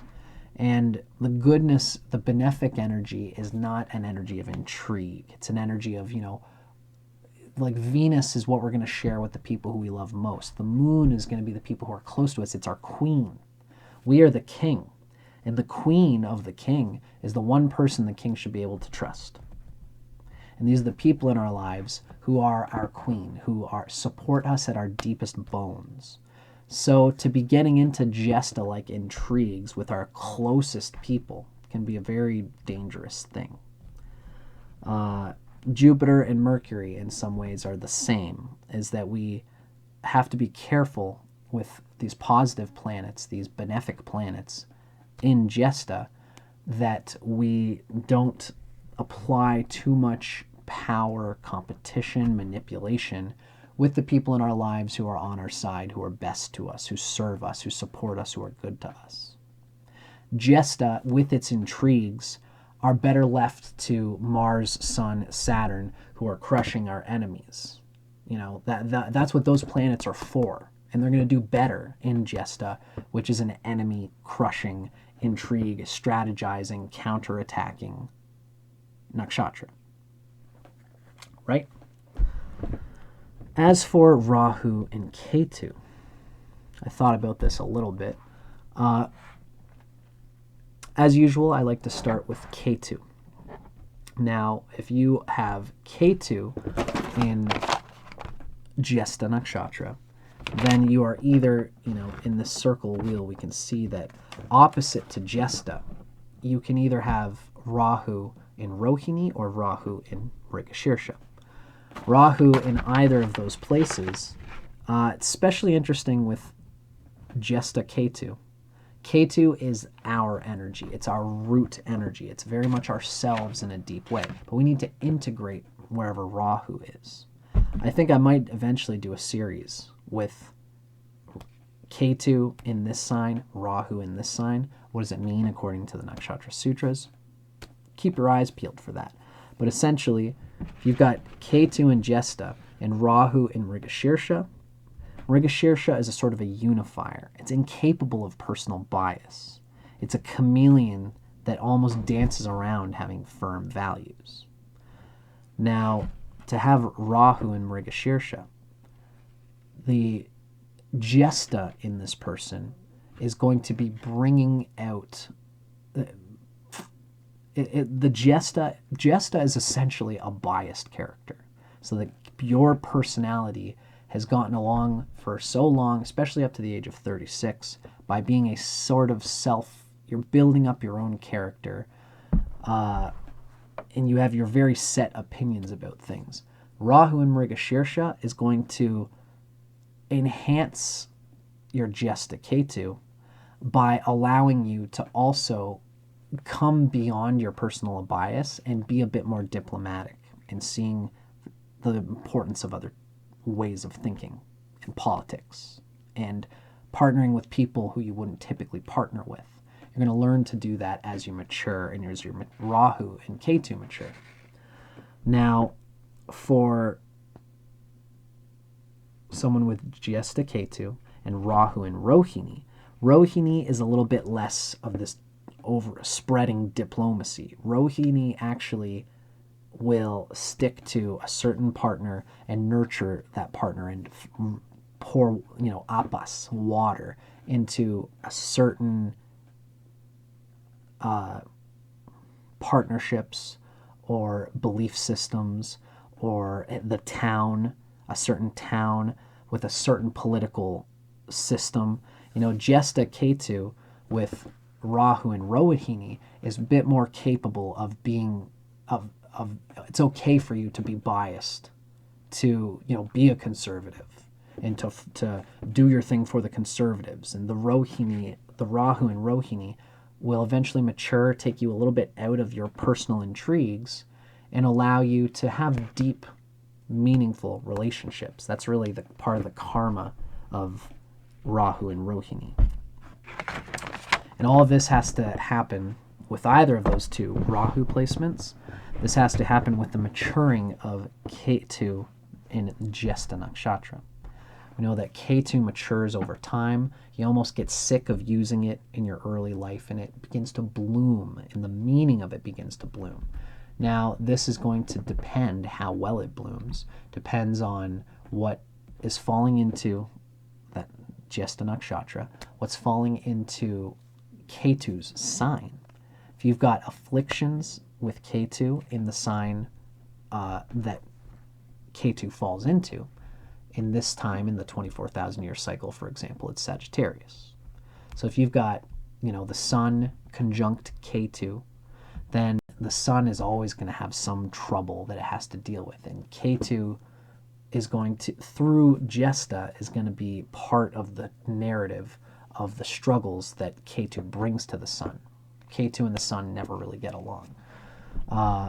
If the Lord of Ketu, in today's example, if Ketu is in Jyestha in Sagittarius, and Jupiter is afflicted, it's being starved by Venus or Mercury, it's debilitated, it's conjunct Saturn, it's got weak Shadbala, whatever's going on there, this will give Ketu an even harder time in maturing properly. In any case, you got to always think about these things in the chart. I'm very passionate about Rahu and Ketu. That's a tip-off I've gotten from Vedic astrology in general and from my teacher, Ernst Wilhelm. So Jyestha Ketu is this very truly Jyestha character. But as we read, Ketu and Rahu depict those who can overthrow stronger opponents through subterfuge and misdirection. Ketu being this misty, mysterious sort of placement. When it goes well, Ketu actually is a genius at mastering its sign, house, and nakshatra placement. But it's never as much of a genius as it thinks it is. We think we've mastered Ketu. It's only after 36 and 43, and especially 48, that we fully come into understanding our Ketu placement. Rahu matures at 43, Ketu matures at 48. So, even regardless of this, though, Ketu does show an intense, absolute intelligence and intuition regarding wherever it falls. It's just never quite as ingenious as it thinks it is. So you have to be careful here with Ketu and Jyestha still. But I'm going to put it to you this way. Ketu and Rahu are malefics. They're always going to have this trouble. But malefic energy is going to do better in some nakshatras than others. Jyestha, for all its maleficness, as we've read, this tough, stern, political intrigue that can go wrong, Ketu and Rahu have to go somewhere. And they're not going to do as well in softer nakshatras.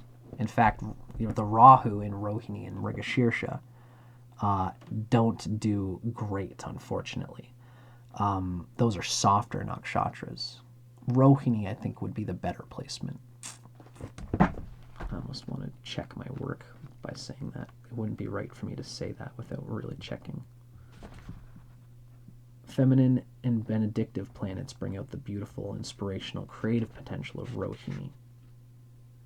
Malefic and masculine planets, as well as the nodes, aren't as productive in Rohini. And then in Mrigashirsha, it's basically the same. Gentle planets fare far better than the others. Stern and tough planets indicate inability to be appropriately stern or gentle in Mrigashirsha.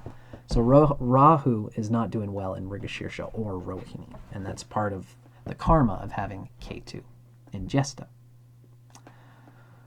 But it's kind of nice, Rahu and Ketu kind of seesaw back and forth in the sense that, having Rahu or Ketu in Jyestha is good, but that means you're going to have Rahu or Ketu in Rohini and Mrigashirsha. Whether it's better to have Ketu in Jyestha, it's not really true to say. It's not right to say. So I digress. But for the person who has Ketu in Jyestha, there will be an intense usage of this intrigue, this jealousy that can happen through Jyestha, and using a passionate, almost sexual energy and the power of that energy to make your way in life, to get on top of things.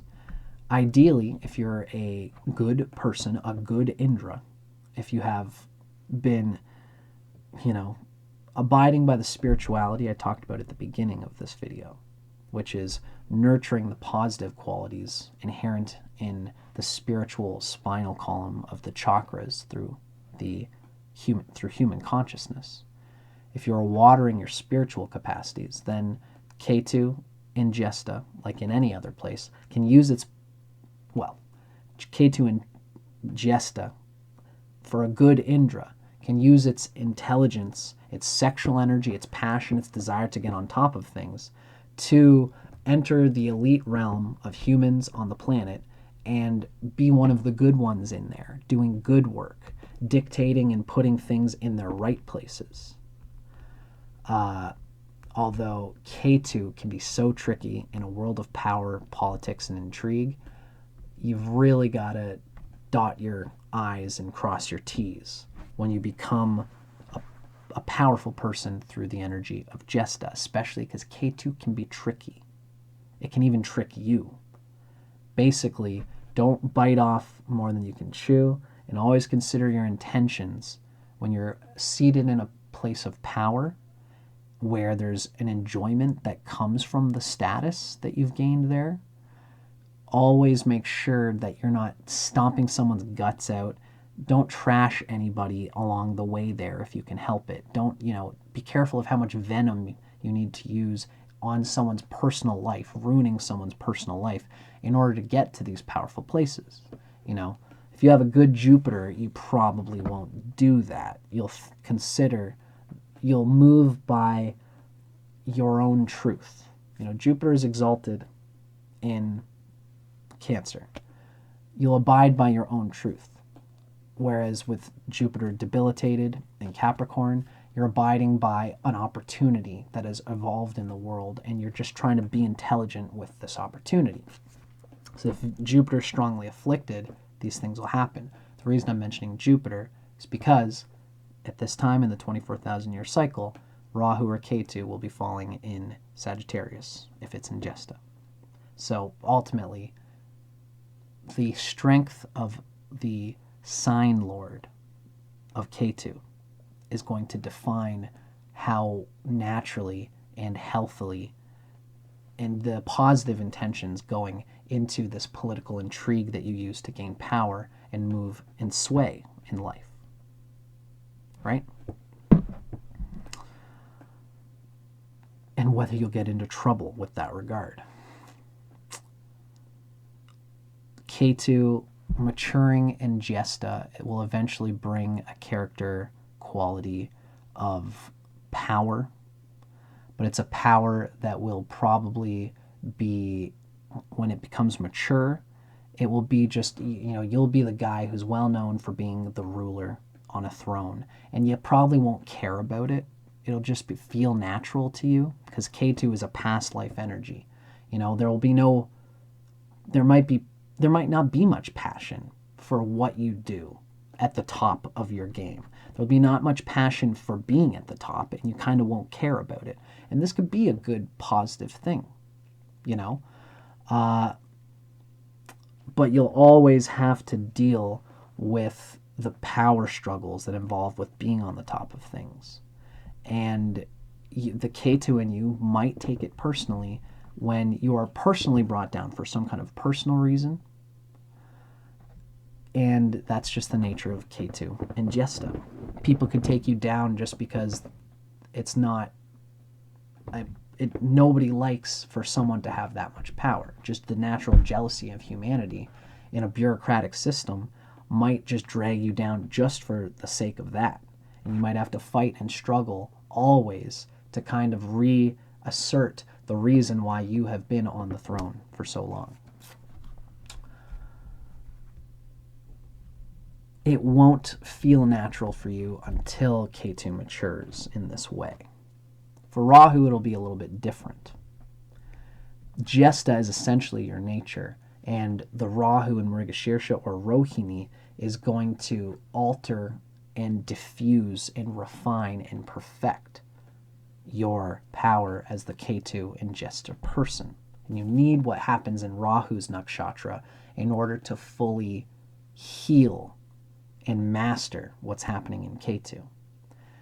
And especially around 36 and 43, as Rahu and Ketu come online, Rahu is going to be the entryway for you to get past the problems with your Ketu and Jyestha. So keep that in mind. Now, let's switch it around, folks. Of course, we're still using the Nakshatra Sutras book here. We're now looking at Rahu and Jyestha. Now, what we read again from Vic is that Rahu and Ketu depict those who can overthrow stronger opponents through subterfuge and misdirection. Now, I was just saying this about Ketu.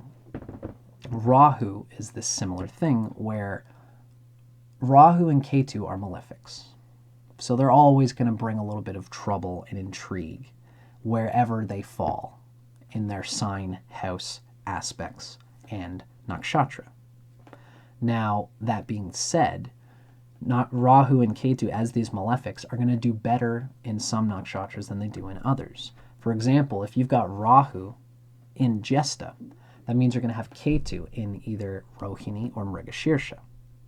And Rohini and Mrigashirsha are gentler quality nakshatras that are not well served by a malefic graha like the nodes being there.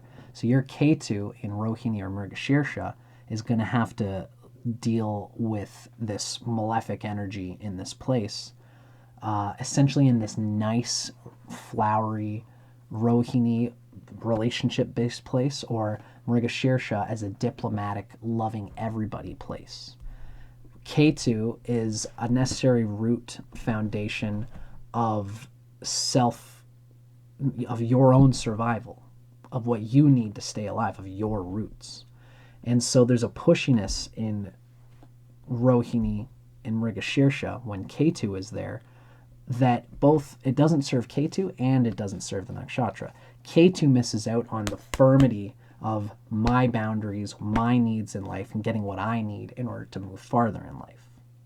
Ketu is missing that in Rohini and in Mrigashirsha because these nakshatras are so soft. It knows, Ketu's intelligent, and it just knows that it has to use its nakshatra to its advantage. And the energy of Rohini and Mrigashirsha are these softer things. So it's going to try really hard to grip its own further direction in life through Rohini, which is a soft, true, dedicated, nurturing relationship to its lover, to its friends, to its social circle, to its nation, to its tribes. It's going to water them and slowly, patiently water them, which is water them and also try to use them and kind of manipulate them. Manipulate is not the right word, but manipulate in the same way that you manipulate a guitar to make music. Using people as an instrument, even using, it's kind of the right word because Ketu has to use people as instruments. It's beloved people when it's in Rohini and when it's in Mrigashirsha. Ketu in Rohini needs to use people as an instrument, and this frustrates the raw willpower and the malefic energy of Ketu because it has to be soft with the people it's using as these instruments. Especially because through Rohini, it's going to be with specific dedicated people that it loves, makes friendships with, sticks to a certain lover. They tend to be monogamous, Rohini, and they have to really use those people that they love willfully as an instrument of their survival. Jyestha, Rahu in Jyestha, is going to minimalize the nature, minimize the softening so that they can strike out and use the power and intrigue of Rahu and Jyestha to bring out a malefic willpower that takes them further than just their lovey-dovey relationship through Rohini, Ketu Rohini can. Same thing with Mrigashirsha, same story. Mrigashirsha, Ketu is going to be diplomatic. It's a unifier. It diffuses arguments, and it doesn't want to be biased. It doesn't want to find itself being conservative or liberal. I don't want to work for any of these one politics because I can always see other people's perspectives on things. But by trying to please everybody, you please nobody. This is Ketu in Mrigashirsha. Rahu in Jyestha is going to heal that by allowing you to use the opportunity of your intelligent understanding of a certain bias, of a certain person, of a system that has clear issues that you can speak to creatively when with firm intention. And that's Rahu and Jyestha. So Rahu and Jyestha is going to be different depending on where Ketu is in its nakshatras. Yeah. So ultimately, Rahu can overthrow stronger opponents through subterfuge and misdirection. This Rahu and Jyestha energy is something that's always been inside you, but Ketu tends to be the main operation up till about 36. Then Rahu comes online at age 36 and begins to mature, begins to fully come through. Ketu is something that it's like our fortress, and we never go outside of the fortress that we've always known. It's only when we're about 36 that Rahu gets switched on, and we start to venture into using that delicious, because it's so opposite to Ketu. It's this delicious place of self-realization, self-betterment, and it's a necessary angle of our whole philosophy on life that is like the one piece of furniture that we would never think to look under because it's so central to our lives. But then you look under it and there's great self-realization and wisdom wherever Rahu is. And it refines the place of Ketu. It brings out the best of Ketu by learning what Rahu is all about. Although, because we've never really used Rahu, we go too extreme in it. So around 36 and 43 especially, the intrigues related to Jyestha could really come out in a strong, heavy, negative, intense way for the person with Rahu and Jyestha. It can be a little bit crazy. It can be a little bit like, just a little bit nutty about how that unfolds, because Rahu is always going to be extra. Even though it's falling in a good nakshatra for it, it can use political intrigue or some kind of understanding of, like Jyestha Rahu. It matures at 36, maybe you've been working at a company for a long time, and you learn this company like the back of your hand. And you find that the person who's ruling this company, who's kind of calling all the shots, makes a few mistakes. You, without telling them, go and tell all the people who are just underneath them. There's the president, you go to the vice president and all of the Senate and all the people who are ruling this company, and you say, hey, everybody, just like Indra did to Varuna.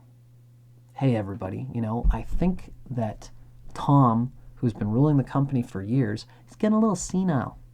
Yeah, he's been making these mistakes, and I've got them prepared here. I've got all my paper, and this is this mistake he made like last year. It relates to mistakes, like this isn't a new thing. Like he's been making mistakes for 5 years in this regard. Now, I happen to be an expert in that field because I've been trained in that field for so long.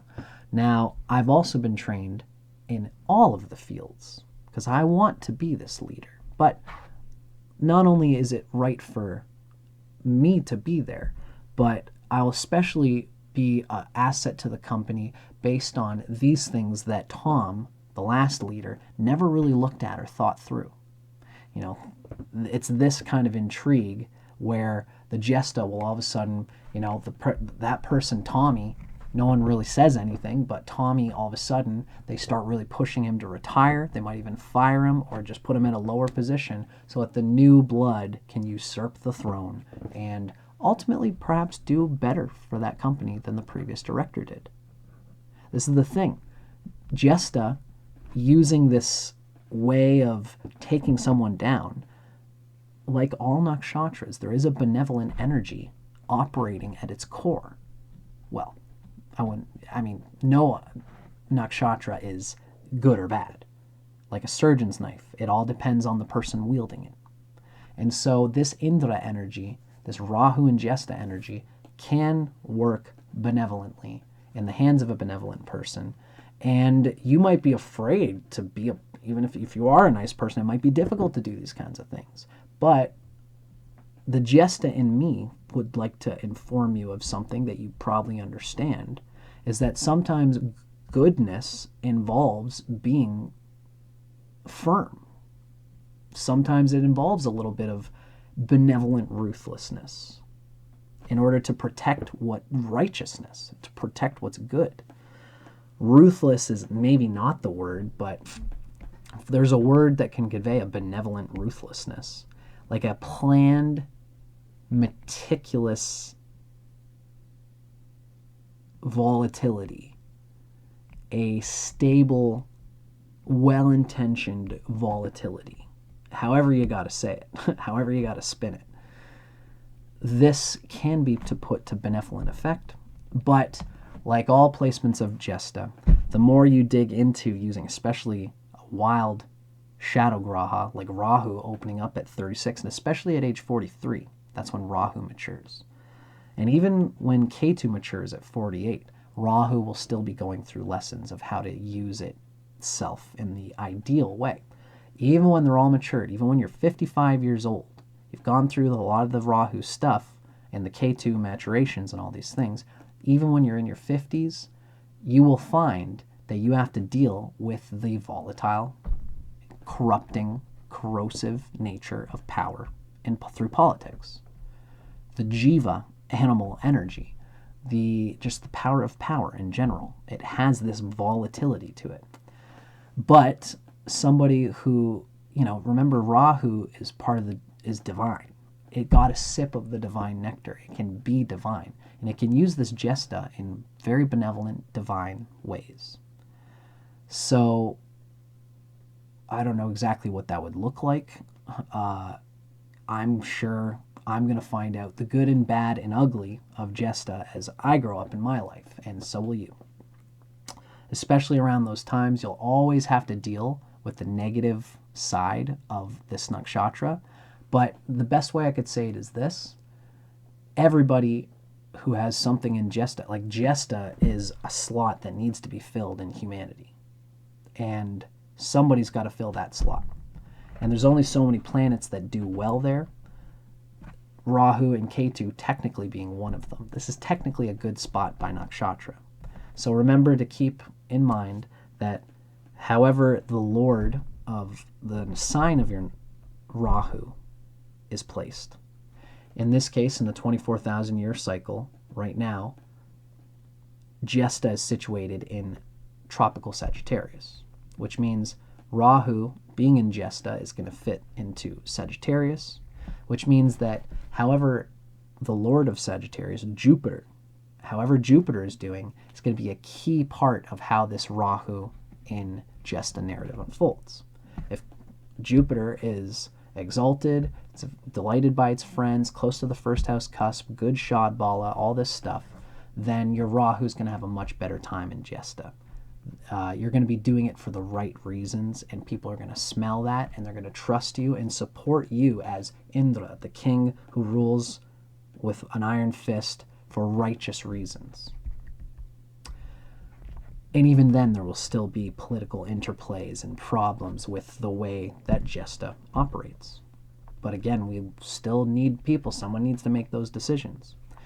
If Jupiter is having a much more difficult time, if it's starved by Venus or Mercury, if it is damaged by malefics, if it is conjunct Saturn, or if it's in the sign of Capricorn where it's debilitated, if it's in the 7th house where it's not as happy, it has no good Shadbala, these are things that will signify that Rahu in Jyestha in Sagittarius is going to have a more difficult time. It's going to be always a struggle to deal with the jealousy and possessiveness of a status, of having a throne, taking it personally, being on the throne because you got in there for your own personal Jupiterian reasons. But if your Jupiter is trash, it's not going to work out. You know, if Jupiter is not situated in a way that lines it up with success based on its nature, Rahu in this placement of Jyestha in Sagittarius is working through a lord, a sign lord, that is not set up for success. And you're going to feel that, and it's going to probably be painful, and a painful experience. Having one of the nodes and in Jyestha and the sign lord not well placed could bring jealousy, could bring the feeling that Jupiter is not lucky enough. It did not bring you the luck to set you up for success, and you can take it personally and feel victimized. Just like any placement of any negative energy, it takes meditation and self-realization to not take your karma personally. And that's part of the fun of astrology. I got lots of videos talking about that. Feel free to email me and we could talk about it more. Kriya Yoga is the best bet for any ailment in astrology. But I digress. That was Rahu and Ketu in Jyestha. That's coming again from Vic Dicara's Nakshatra, the authentic heart of Vedic astrology, plus my own interpretation of Rahu and Ketu in the sign. I hope it did well. I love this part. I get really jazzed up about doing the Rahu and Ketu thing. Let me know what you thought. I'd love to know if it hit. If you have Rahu or Ketu, if you know someone who does and want to talk and let me know about how this felt, I'd love to hear it. Now let's move on, because already this is a late video, as I knew it would be. The next thing we're going to get into is the life lessons.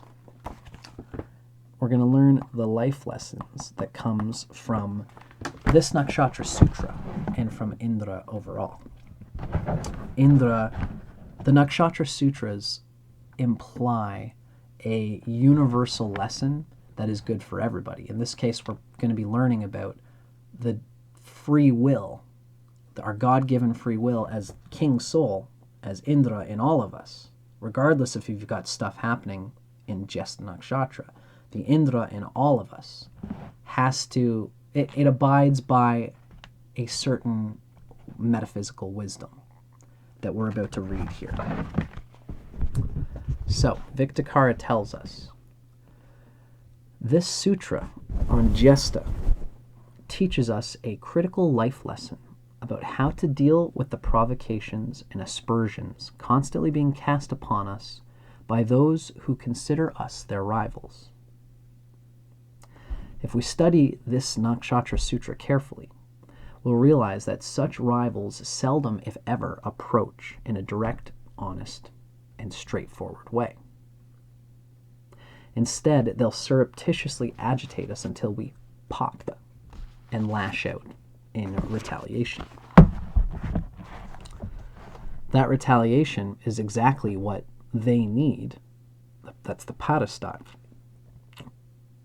For it shows our cards and informs the enemy of our strengths, weaknesses, and style of combat.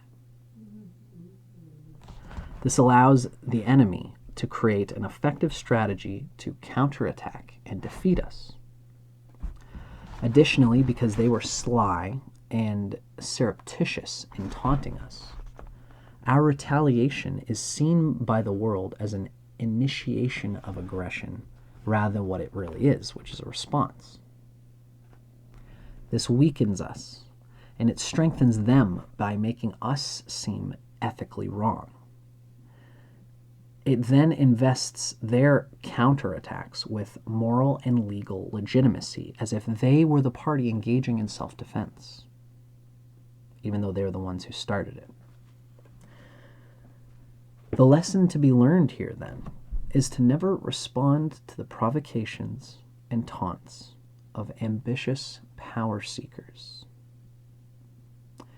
At first, it seems like defeat to do so and not defend oneself. But far greater defeat lies in store if we take their bait. Our silence and calm will draw the rival to be less and less subtle in their provocations and taunts, until they finally cross the line and reveal themselves as outright aggressors, which then gives us the upper hand, and it gives us the chance to strike in an effective manner. I really feel this one. I often feel with Jyestha, with my Jyestha moon, I often have my eyes rolled, like I'm firm and I don't react too intensely when someone is being aggressive towards me, because I want to see where they're coming from and see that they're going to make some mistake that they can mentally feel like I'm on the right track. I'm on the wrong track doing the wrong thing here. I'm an ahimsa guy. I try to be peaceful. And so, I'll usually try to just sit back from fighting in general anyway. Which goes to show that anyone, even with Jyestha moon or any Jyestha quality, can still be of an ahimsa personality and mindset. But you'll still get aggressors in life. And in those moments, I still allow them to kind of take themselves down by reflecting their negative intentions. But there are people in this world who are not exacerbated by their own negative intentions, But at least when they show that they're the aggressor, we are on the counterattack. They showed their hand, and now we can move to their initiated aggression. Now we have here a supplications given by Vic Dicara. And what this supplication is and what it means is Vic Dicara has found poems and hymns to the god that is usually given in the Taittiriya Brahmana. I believe that this is where they come from. So that's where these supplications are usually coming from. It's extra parts of the Taittiriya Brahmana Sutra. Although I'm not exactly sure if Vic is just throwing a bunch of his own sutras from different places into here. I digress. This is the supplication that we read from Vic Dicara about Jyestha Nakshatra and its deity, Indra. The powerful seek excellence. So, Indra follows Jyestha Nakshatra. They overcome all opponents as Indra overcame Vritra, the dragon. They claim the spoils of their enemies as Indra took the ambrosia, defeating them as ambrosia defeats hunger. Indra is the fortress smasher, the bold, defiant bull. His victory is glorious and plentiful. Jyestha produces sweet ambrosia for Indra and helps the endeavorer conquer the world. Wonderful. I love the line, the powerful claim the spoils of their enemies as Indra took the ambrosia, defeating their enemies as ambrosia defeats hunger. So we can see, remember, Indra is the lord of the Indriyas, the senses, and his defeat and conquering of his enemies is a reflection of his desire to defeat and conquer the demons inside himself. And when a good Indra will apply themselves through this same epithet. Now, this has certainly been a long video, as I expected it would be. The next section that we're going to get into here is going to be coming from, wow, yeah, I got a lot of reading to do on Jyestha here for sure. Good Lord.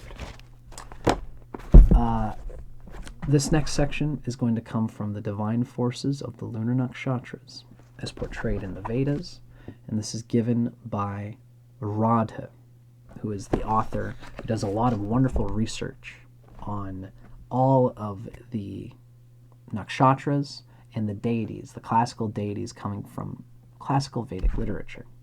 Now, I have to say, every time I do these, that Radhe here is a sidereal nakshatra practitioner, which means we have to be careful when we read about her depiction of the Jyestha native, which usually means the moon, the lagna, or some very important point, planet, whatever, is falling in Jyestha.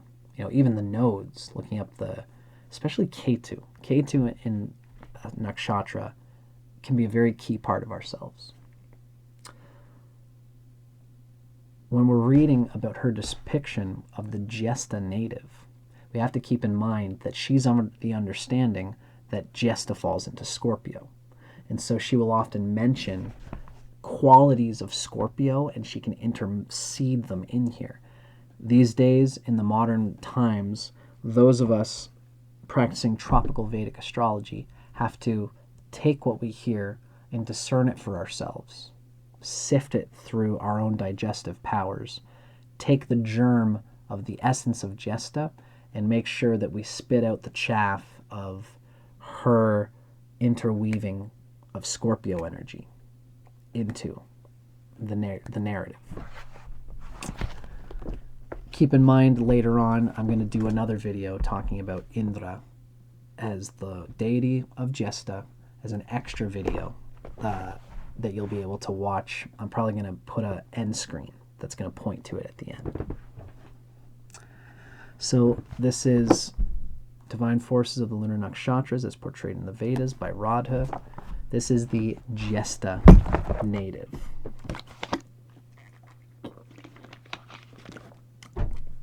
As I said, Jyestha native can come from having moon, lagna especially, and also Ketu especially, but also just your Atmakarika, just any important point, even the Rahu, Ketu, Lord, falling in Jyestha. You're going to find the themes of the Jyestha native in your life. So this is the Jyestha native.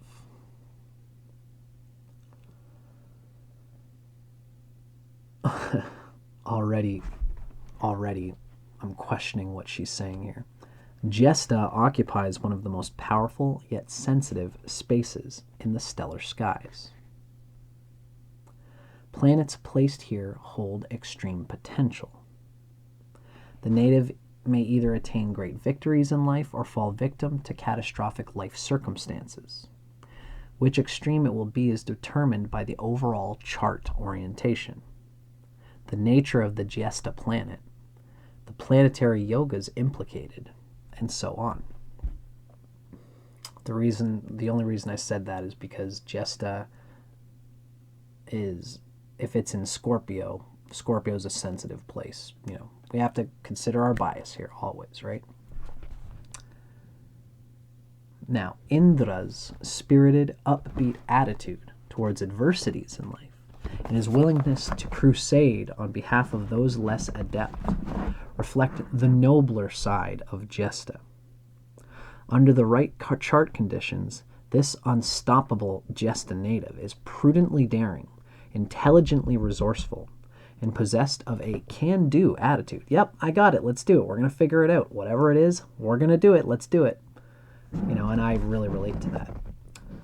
All these attributes befit a master reigning over a vast and prosperous country, an entrepreneur venturing into uncharted territories, an athlete competing in extreme sports, or a parent who, against all odds, provides for the protection and well-being of their family. With great power comes great responsibilities. The Jyestha individual embraces this motto. They like taking it on. They like being the person who takes on this responsibility because it's a reflection of the type of person who could wield it. Further, despite what may appear to be an all looks, no brain physicality, remember Indra's buffed body. It's funny. I'm into yoga. I'm into the buff body. I try to be there too anyway. So, despite what might appear to be an all-looks, no-brain physicality, the native has a penetrating mind and a passion for the mystical side of life. Hopefully I've conveyed that. On top of my buff body. If the native is beginning to sound a bit like Superman, who, sporting a red cape, let me read this for a moment.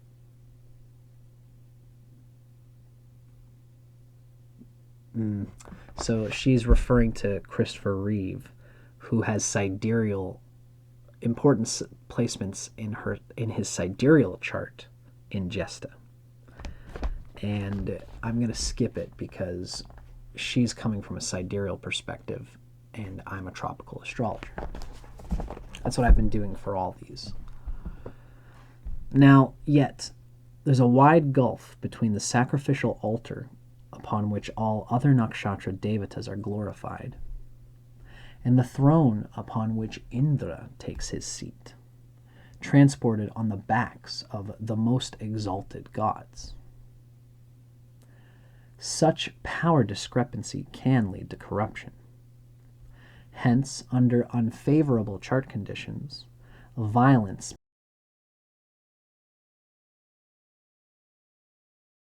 calculated risk-taking, tyranny replaces benevolence, and excessive hoarding occurs in place of noble and generous booty sharing. Likewise, mental vigor and resourcefulness may end up as skilled manipulation. For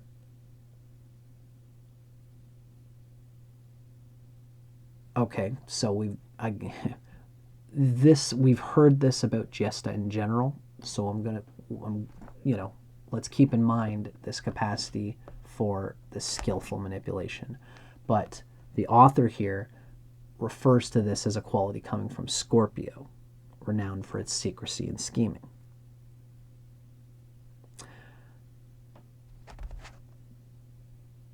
When describing the karma phala, the fruits of actions of Jyestha, the Markandeya Purana uses a single word, and that is dominance. So dominance is the fruit of action. It's interesting, does that mean that I'm the one dominating or that I'm the one getting dominated? In order to dominate, you gotta be in the struggle, and which means Jyestha, the fruits of his action is dominance, probably both ways, depending on the situation. It's probably something that Jyestha attracts in life, which I would say that I can speak to. I understand that back and forth in my own life. And then there is Indra's dependency on Soma, which he consumes unceasingly in an effort to support his perpetual state of exhilaration. This can be a metaphor for many things. Ideally, really, it's a metaphor for spiritual practice, doing spiritual practices, austerities, disciplines, and yoga in order to develop that water of the lightning bolt coming up the spine, signifying a higher consciousness. But how often does life's exhilaration really match that of the most celebrated, star-studded Rigvedic devata? The big question for the native, for whom life may not be as grand as hoped, is whether to rely on spirituality for his high in life, or instead turn to external substances such as alcohol, psychotropic drugs, steroids, and so on. Take it with however many grains of salt you wish, but I am somebody who is interested in psychotropic drugs. You'll see me talking about them, psychedelics, as something of an interest in mine in my literature and my writing in time to come. It's important still for everybody to recognize that psychedelics, like all of the volatile qualities of Jyestha, can be a volatile method, of a rajasic method of expression and even exhilaration in this way. But it'll only ever be secondary to the power that comes from austerity and spiritual dedication and purpose. And it's important for Jyestha to have that recognition no matter what. Although Indra truly adores his wife Indrani, his conquest-oriented I want, therefore I deserve mentality dominates every aspect of his life. So we can see how the native might be as notorious for his bedroom shenanigans as he is for his boardroom victories. Very interesting. As for other familial relationships, jealousy and competition, the footnote here is that Indrani was paranoid about losing Indra to rival wives. So Indra's wife, Indra being this person who loves to be regarded as this high status person, it's going to be painful and difficult for Indra's wife, Indrani, to deal with how many people want her position and status as being Indra's husband. So jealousy and competition, dysfunctionality, and even victimization may occur somewhere along the road in Indra's romantic life and in partnerships with other people, etc. Remember Indra's thwarted attempt to murder his own nephews, the Maruts. You hear a lot about that in this extra video, the stories about Jyestha. It's not surprising that Jyestha's jyotisha qualities are rakshasa, demonic, tikshna, sharp, and tamas, dark, or sort of lethargic in a way. Rather, it's fear and protection based, doing something because we have to. Plus, Jyestha occupies a Gandanta in the gap position. Right, okay, so I knew that they were going to bring this up. Jyestha in the old Vedic tradition, again, is in the end of Scorpio. The Gandanta is the bridge between a water sign, Scorpio, and a fire sign, Sagittarius. So we're going to skip that because we know as tropical Vedic astrologers that Jyestha Nakshatra doesn't have any set point in the tropical zodiac. Indra possesses many noble qualities, and so does the native. Certainly, the native is most likely to be an honest, intelligent, and responsible elder person who meets life's challenges with great fortitude. But the fact remains that Indra is the most over-the-top nakshatra devata ever. Hence, every now and then, and under supporting chart conditions, Jyestha has the capacity to produce a power-hungry and demanding ruler. I like the way that that was put in the end. It seems most likely that Jyestha really is a protector and one who is a responsible and intelligent elder seeking for the betterment of everyone by being the person who is willing to do the difficult job of leading, making decisions, and serving the people by being this king. This is the nature of Jyestha at its best, and this is the potential for anyone with important placements in Jyestha if they have the ripe conditions to be a spiritual person for whom they can be a channel for the divine will, and do not treat their channel as power to be used for their own good at the expense of others. Everybody has the capacity to do this. I'm an optimist, I guess. The path of yoga and self-realization is probably the best way to get you there. All you need is love, folks. And, I hope to one day be an example of Jyestha Nakshatra gone right. Let's see if that ends up being the case, folks. My name is Dustin Cormier. This has been another lengthy episode of How to Rock Astrology, talking about the great one and only Jyestha Nakshatra and its lord, the deity Indra. I hope you guys enjoyed this. This is a long one, but I enjoyed it because I love talking about myself. I love talking about Indra. I hope you did too. Let me know what you thought in the comments. Let me know if you have any questions, any thoughts. If you like to shoot the shit about, whether you can see my Jyestha character in this video and in my character in general. You want to talk about me, Leo rising, Jyestha? So do I. Feel free. Who doesn't? I'm the best. I can't say that. I joke. But I hope you guys enjoyed this. If you were watching this for someone who you knew who had Jyestha, or you're a Jyestha person yourself, I hope it brings some wisdom and appreciation for this nakshatra. Catch you on the flip side. Check out this video. Let's see, it's probably going to be right here. That's going to show more extra information about Indra and Jyestha from the Vedas. Thanks for watching, folks. Take care.